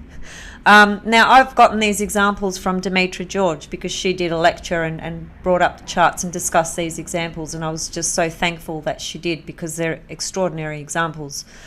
And just in my own life, I can tell you guys now that every relationship I've had, the person's name I have found either conjunct or opposite a luminary, ascendant, descendant, on my Mars, etc., etc. Every single person that I've had a significant encounter with. So when you start to explore this, when you start to look at it, your mind will be blown away with what you will find. There's just... Do we have time to do 10 minutes of where they currently fall in the current sky, and then 10 minutes of looking at them on my chart, if you don't mind? Is that possible? Yeah, let's just go to your chart. So here's your chart. And so here's Pluto and Pallas Athena in... Okay. It's like... I'm just going to bring a... It's always an honor to get like another astrologer's reflection. Obviously, we look at our charts and we know our charts inside out. And we set charts up in different ways as well. So I'm really grateful. Thank you. Oh, you're welcome. Wow. So this is the 1 degree conjunction of Athena, which we mentioned. I had met my dad, and that's one of the things that goes on here. And also, I've got a very powerful mind. So yeah, go on. You've got a very penetrating mind with your... You do. Like, in terms of younger astrologers, I think that, your ability with astrology is really amazing, actually. I think you're amazing in your ability to understand and perceive things. I really do. That That's I'll take it, and I'm grateful. Thank you very much. Well, I mean it, or I wouldn't say it. That's why I'm sitting here with you. If I didn't believe that, I wouldn't be sitting here with you. You've just brought something to my attention that I never considered, perhaps because I'm not sure if I could remember the detail of not knowing your dad. I think now that you mention it, I think I do remember that from a long time ago. You may have said that to me, but I had forgotten that in my own mind when I was looking at Pluto Pallas conjunction in your chart in Scorpio. Well, What's he was hidden from me in a sense, which is Yes, Pluto, right? Because yes. I didn't meet him. I did have a father figure who was around from age 1 until 7 when I was 17, and he passed away. Someone said I told this story. It's my story, so I tell it sometimes. I told it to someone the other day, and they said, "Your dad passed away at age 17." I was like, "Goodness gracious, no, I was." Because I was going to say he wouldn't have a chance to raise me, let alone take responsibility for someone else's child. Yeah. But anyway, go Yeah. on. Um, no, I was just simply going to say that it never occurred to me, but we can make that association, in fact, um, because Pallas Athena is very much an archetype that describes a dynamic and a theme between father and daughter, and Pluto is right here. Pluto connects to, as you said, things that are hidden and so forth, and it connects to things that disappear and reappear as well, by the way. That's so powerful. It almost breaks my heart you say that. um, because like I had a partner, and we had she had a child that wasn't my own, and I did the thing that my dad would with me and took that child on and treated her like my own. And sometimes I think, oh, I'm probably never going to see her again. But then maybe I'll bump into her at some point. But anyway, go on. Keep going. Okay, so this conjunction, is very close to the second house cusp. Now, do you feel it's more in the first house, that the Pluto Palace, or do you feel it more in the second? What would you say about that? Uh, I can see it in both. With astrology, you can cut it up both ways, and I think that it depends which way you want to do it. I mean, I use whole house signs, and I can see that you can put it all in the second house, but you can definitely see the power and influence that it has over my identity and who I am as well. So you can easily put it in the first, but you can. I wouldn't say that you want to put it into a box in either, because it has a valuable reflection in each. Yeah, okay. But I'd love to know yours. I'd love to know what you see in it and how you decipher it. Well, now that you mentioned whole sign houses, I'm glad you did. I'd like to just share my own understanding of the difference between using whole sign houses, and this could be a conversation that could go on for hours, but I'm just going to make one point for those that may be interested in listening, because I do look at whole sign houses as well. Okay, when I'm looking at a person's chart, whether it's a natal reading or whether it's a forecast reading, I use whole sign houses, but my primary go-to is the Kosh house system. That's the system that I use. Okay, because that's the system I use for rectification. That works 100%. However, It's very cool because I mean, like, I load the appreciation. My chart is quite different in both ways, because my third house stellium is a whopper if you put it in most systems which aren't whole house, but it cuts it up into two if you put it into whole house.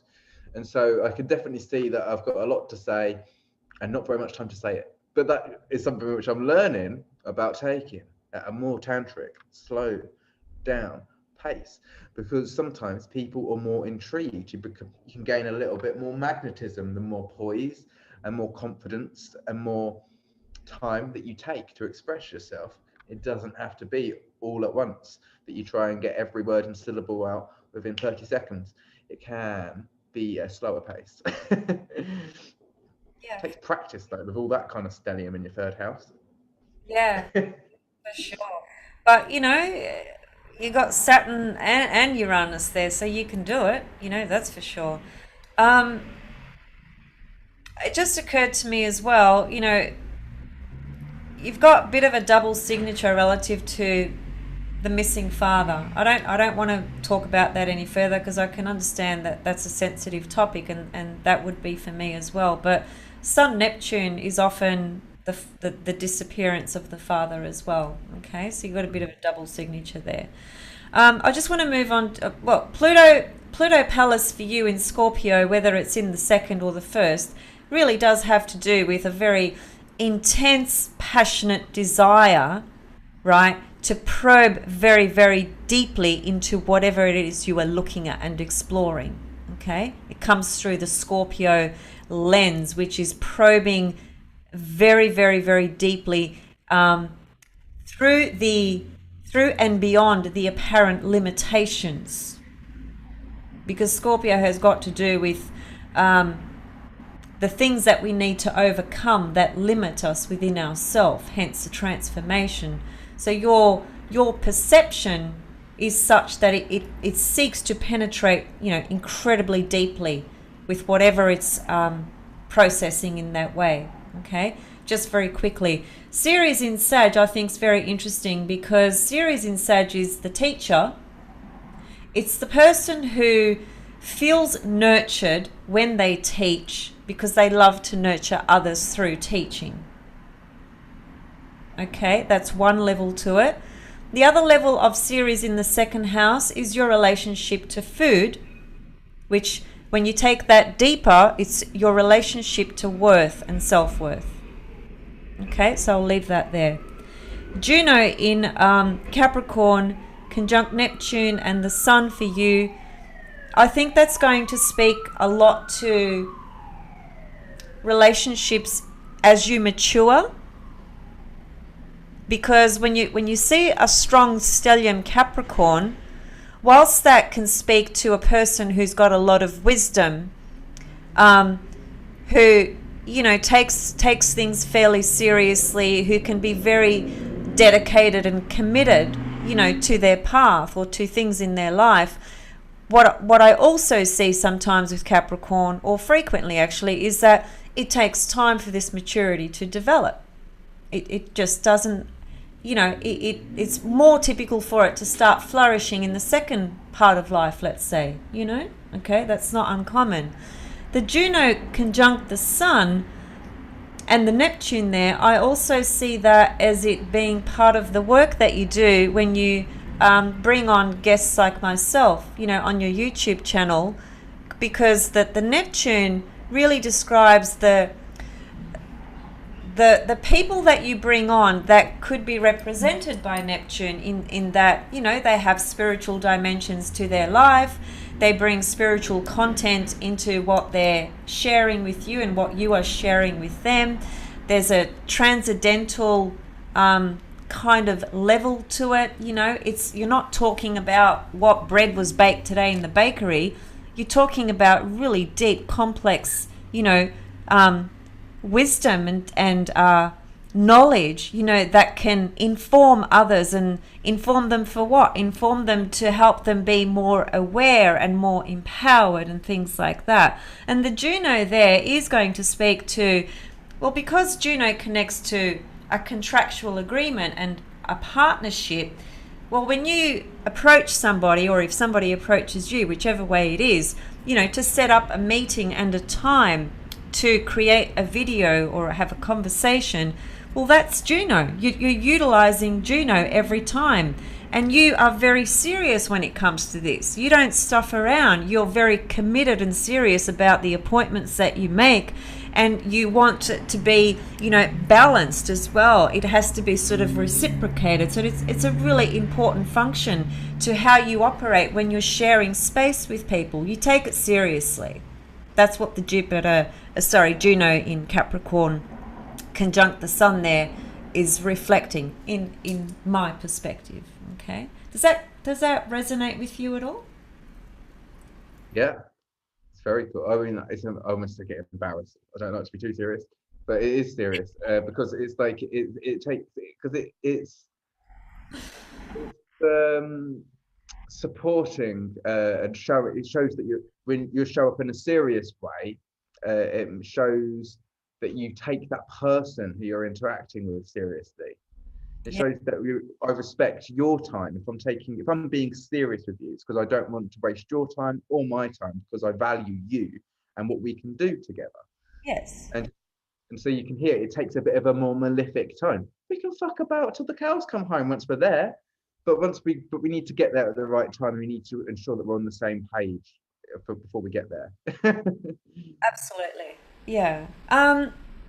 And you've got Vesta in Aries, which is, so I think it says something about and don't forget the word investment. So whatever we invest, our time, our money, our love, our attitude, whatever we invest in our life, okay, it's a Vesta experience. That's where the word investment comes from Vesta.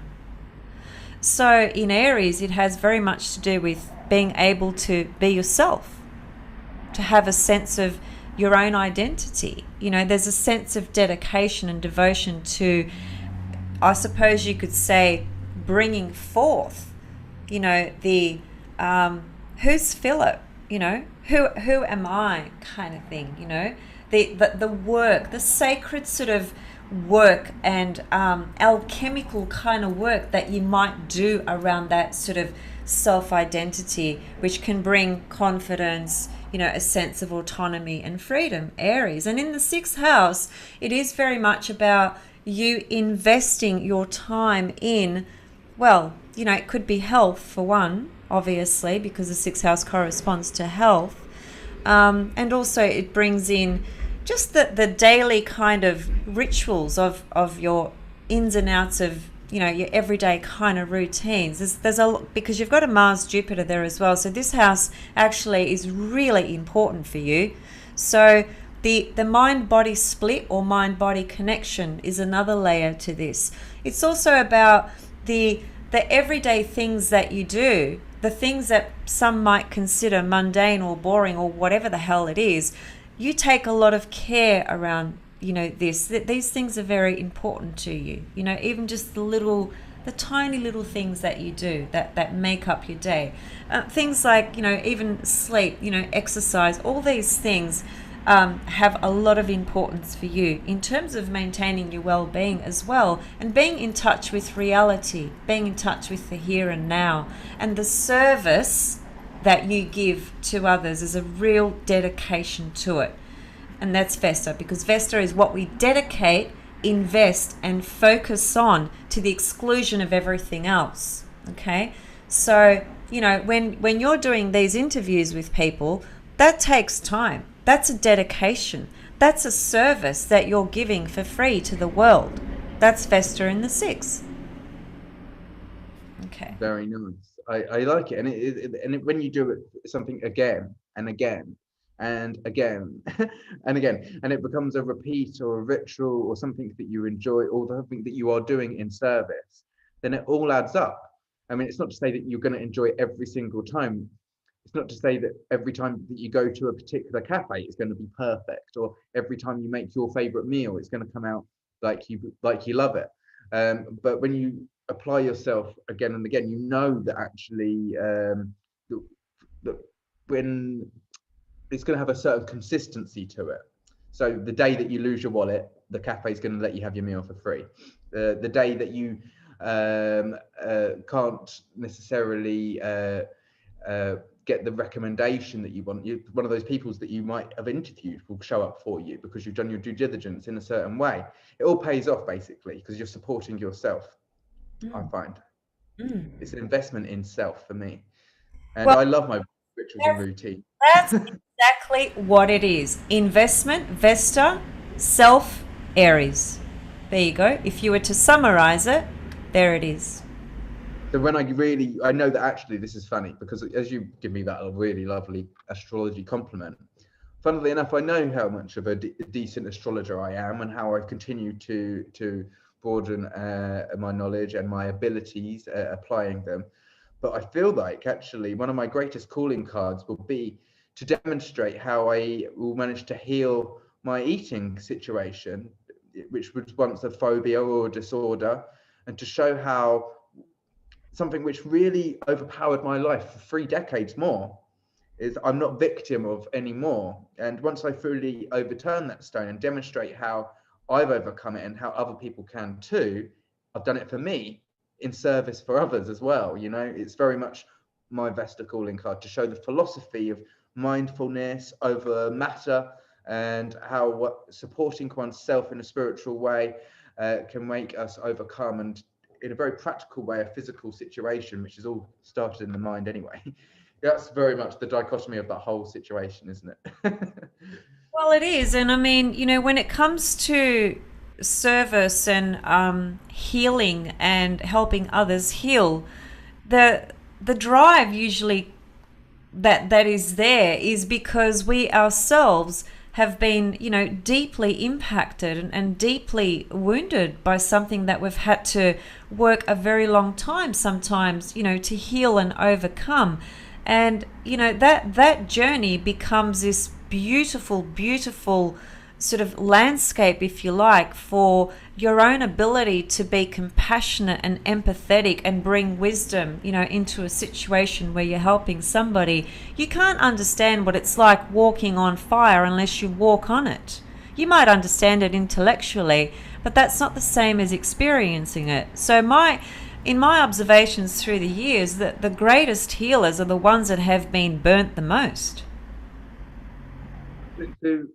That's so intriguing, and you're so correct. Experience brings the wisdom like nothing else, which is what Jupiter is all about, an experiential journey. Um, which leads me to last question with regards to the other asteroid, which was on that chart, which we didn't mention, which we haven't done a chart of, but the height, the one at 23. Hi, Gia. Yeah, I'd be intrigued if you're able to share anything on that. Okay. Let me just move some things Just around. a last reflection. You said it was about purification or healing, didn't I think? Okay, here it is here for people who don't know. So it's actually the black one, right? I like it very much because it's opposite my Mercury, Uranus, and part of Fortune. We're all a 23 Sagittarius. And so obviously it's got a 180-degree opposition to that, which makes me a bit more intrigued. Well, what's even more intriguing is that she's conjunct Chiron, and Chiron's about healing as much as it is about wounding.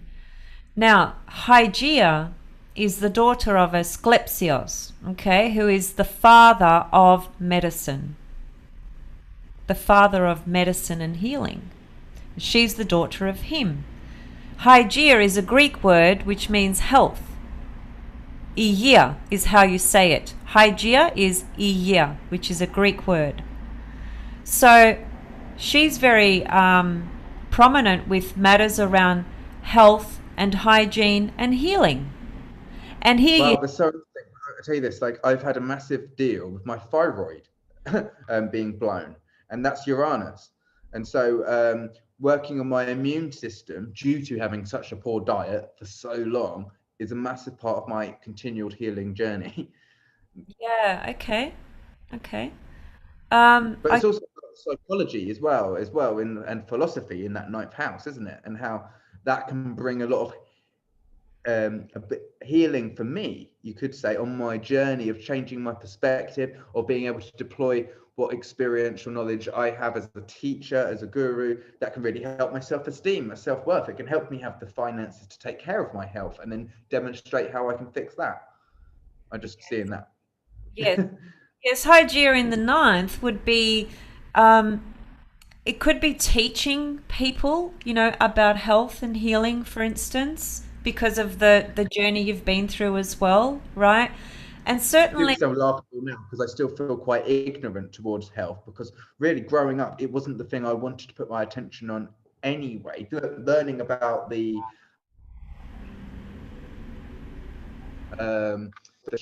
of this, the nature of the physical anatomy was like, wow, there's a vulnerableness to this. It's not this immortal infinite, which is what I kind of, the comfort of immortality and infinity, that's much more at ease than this is a biological system that needs maintenance, care, and awareness. Because Virgo's in the 12th house of Libra, I didn't want to know about those types of details. mm, mm. Rather escape them. But now I'm coming into terms, maybe it's actually through, in a sense, being forced to pick up this information through the experience, I can become more masterful instead of shrouded by disillusionment and fear. Yeah, well, definitely. And, Chiron and Hygeia in the ninth, it can be perhaps, a journey where one has to really discover for themselves what brings meaning, into life. And so therefore all the things that I've been through, how can I bring meaning to that, so that I can have a much bigger picture view of the smaller kind of details and nitty-gritty of things. And so it builds that level of bigger picture consciousness, intuition, right brain, and teaching that through, so teaching things about health and healing, right, in order to help people expand their own understanding, to bring meaning to what's happened. Because there's a lot of people that go through many experiences, and because they can't connect a meaning to it, it becomes this situation where they feel victimized, and they feel like they've got the bad end of the stick, and, life sucks and everything's just shit and it's really hard because they can't bring meaning to what's happened. And the ninth house is what brings us to that understanding. It's what brings meaning to life, to everything that occurs in life. It enables us to make those connections, you see? Yeah. Even when there's like this buried non-meaning, like through bereavement or through some unfortunate loss of something that was very important to us, we can't always see it initially, and that's what I feel like I do have a gift at. And I call my platform Unifying Perspectives, but it's really about perspective shifting and relocating it to that heart, bringing it to the unity and to the love. And so there's always the opportunity to turn over a stone or have a new mindset, which can always be in motion as well. Yes. And lots of ideas because it's all in Gemini. Well, it's been so amazing. Thank you so much, like, for sharing and opening up. I'm going to be thinking about this throughout the week now, and obviously onward going, and investigating more and more with my clients where their asteroids are. And obviously, if anybody's got any particular questions, I'll be sending them your way. But like, it's been so great that you've been sharing. Obviously, I'll be linking all of your YouTube for my people on Unifying Perspectives YouTube channel to find their way to you, if they're new to you. But is there any other directions which you like can send them to, like for you, like your website or anything like this? No, if they can find me through Facebook, if they are on. I haven't got a website either. Don't worry about it.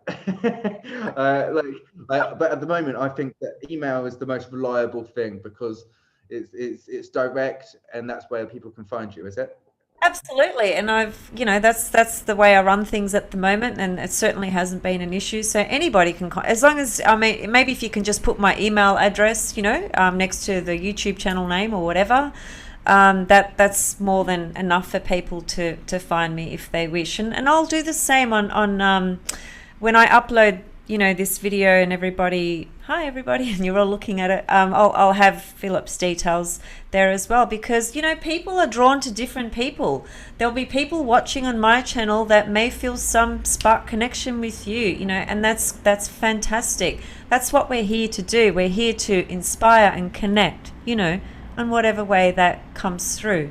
So thank you so much for your time again today, Philip, and for. It's been a pleasure. Like, I feel that we can do more again in the not too distant future, and I'm excited. It's been such a joy to have this connection and support from you as a friend, as a mentor, as someone who I like to laugh with and also learn from. So thank you so much.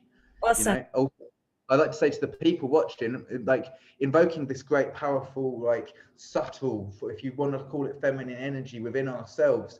What changes can we deploy in the world as we be inspired to bring the little changes that make the whole picture of consciousness shift? Imagine just like putting a little bit of a pipette of awareness into each interaction that we do throughout our day with ourselves and with others. It can really change our perspective and outcome as well.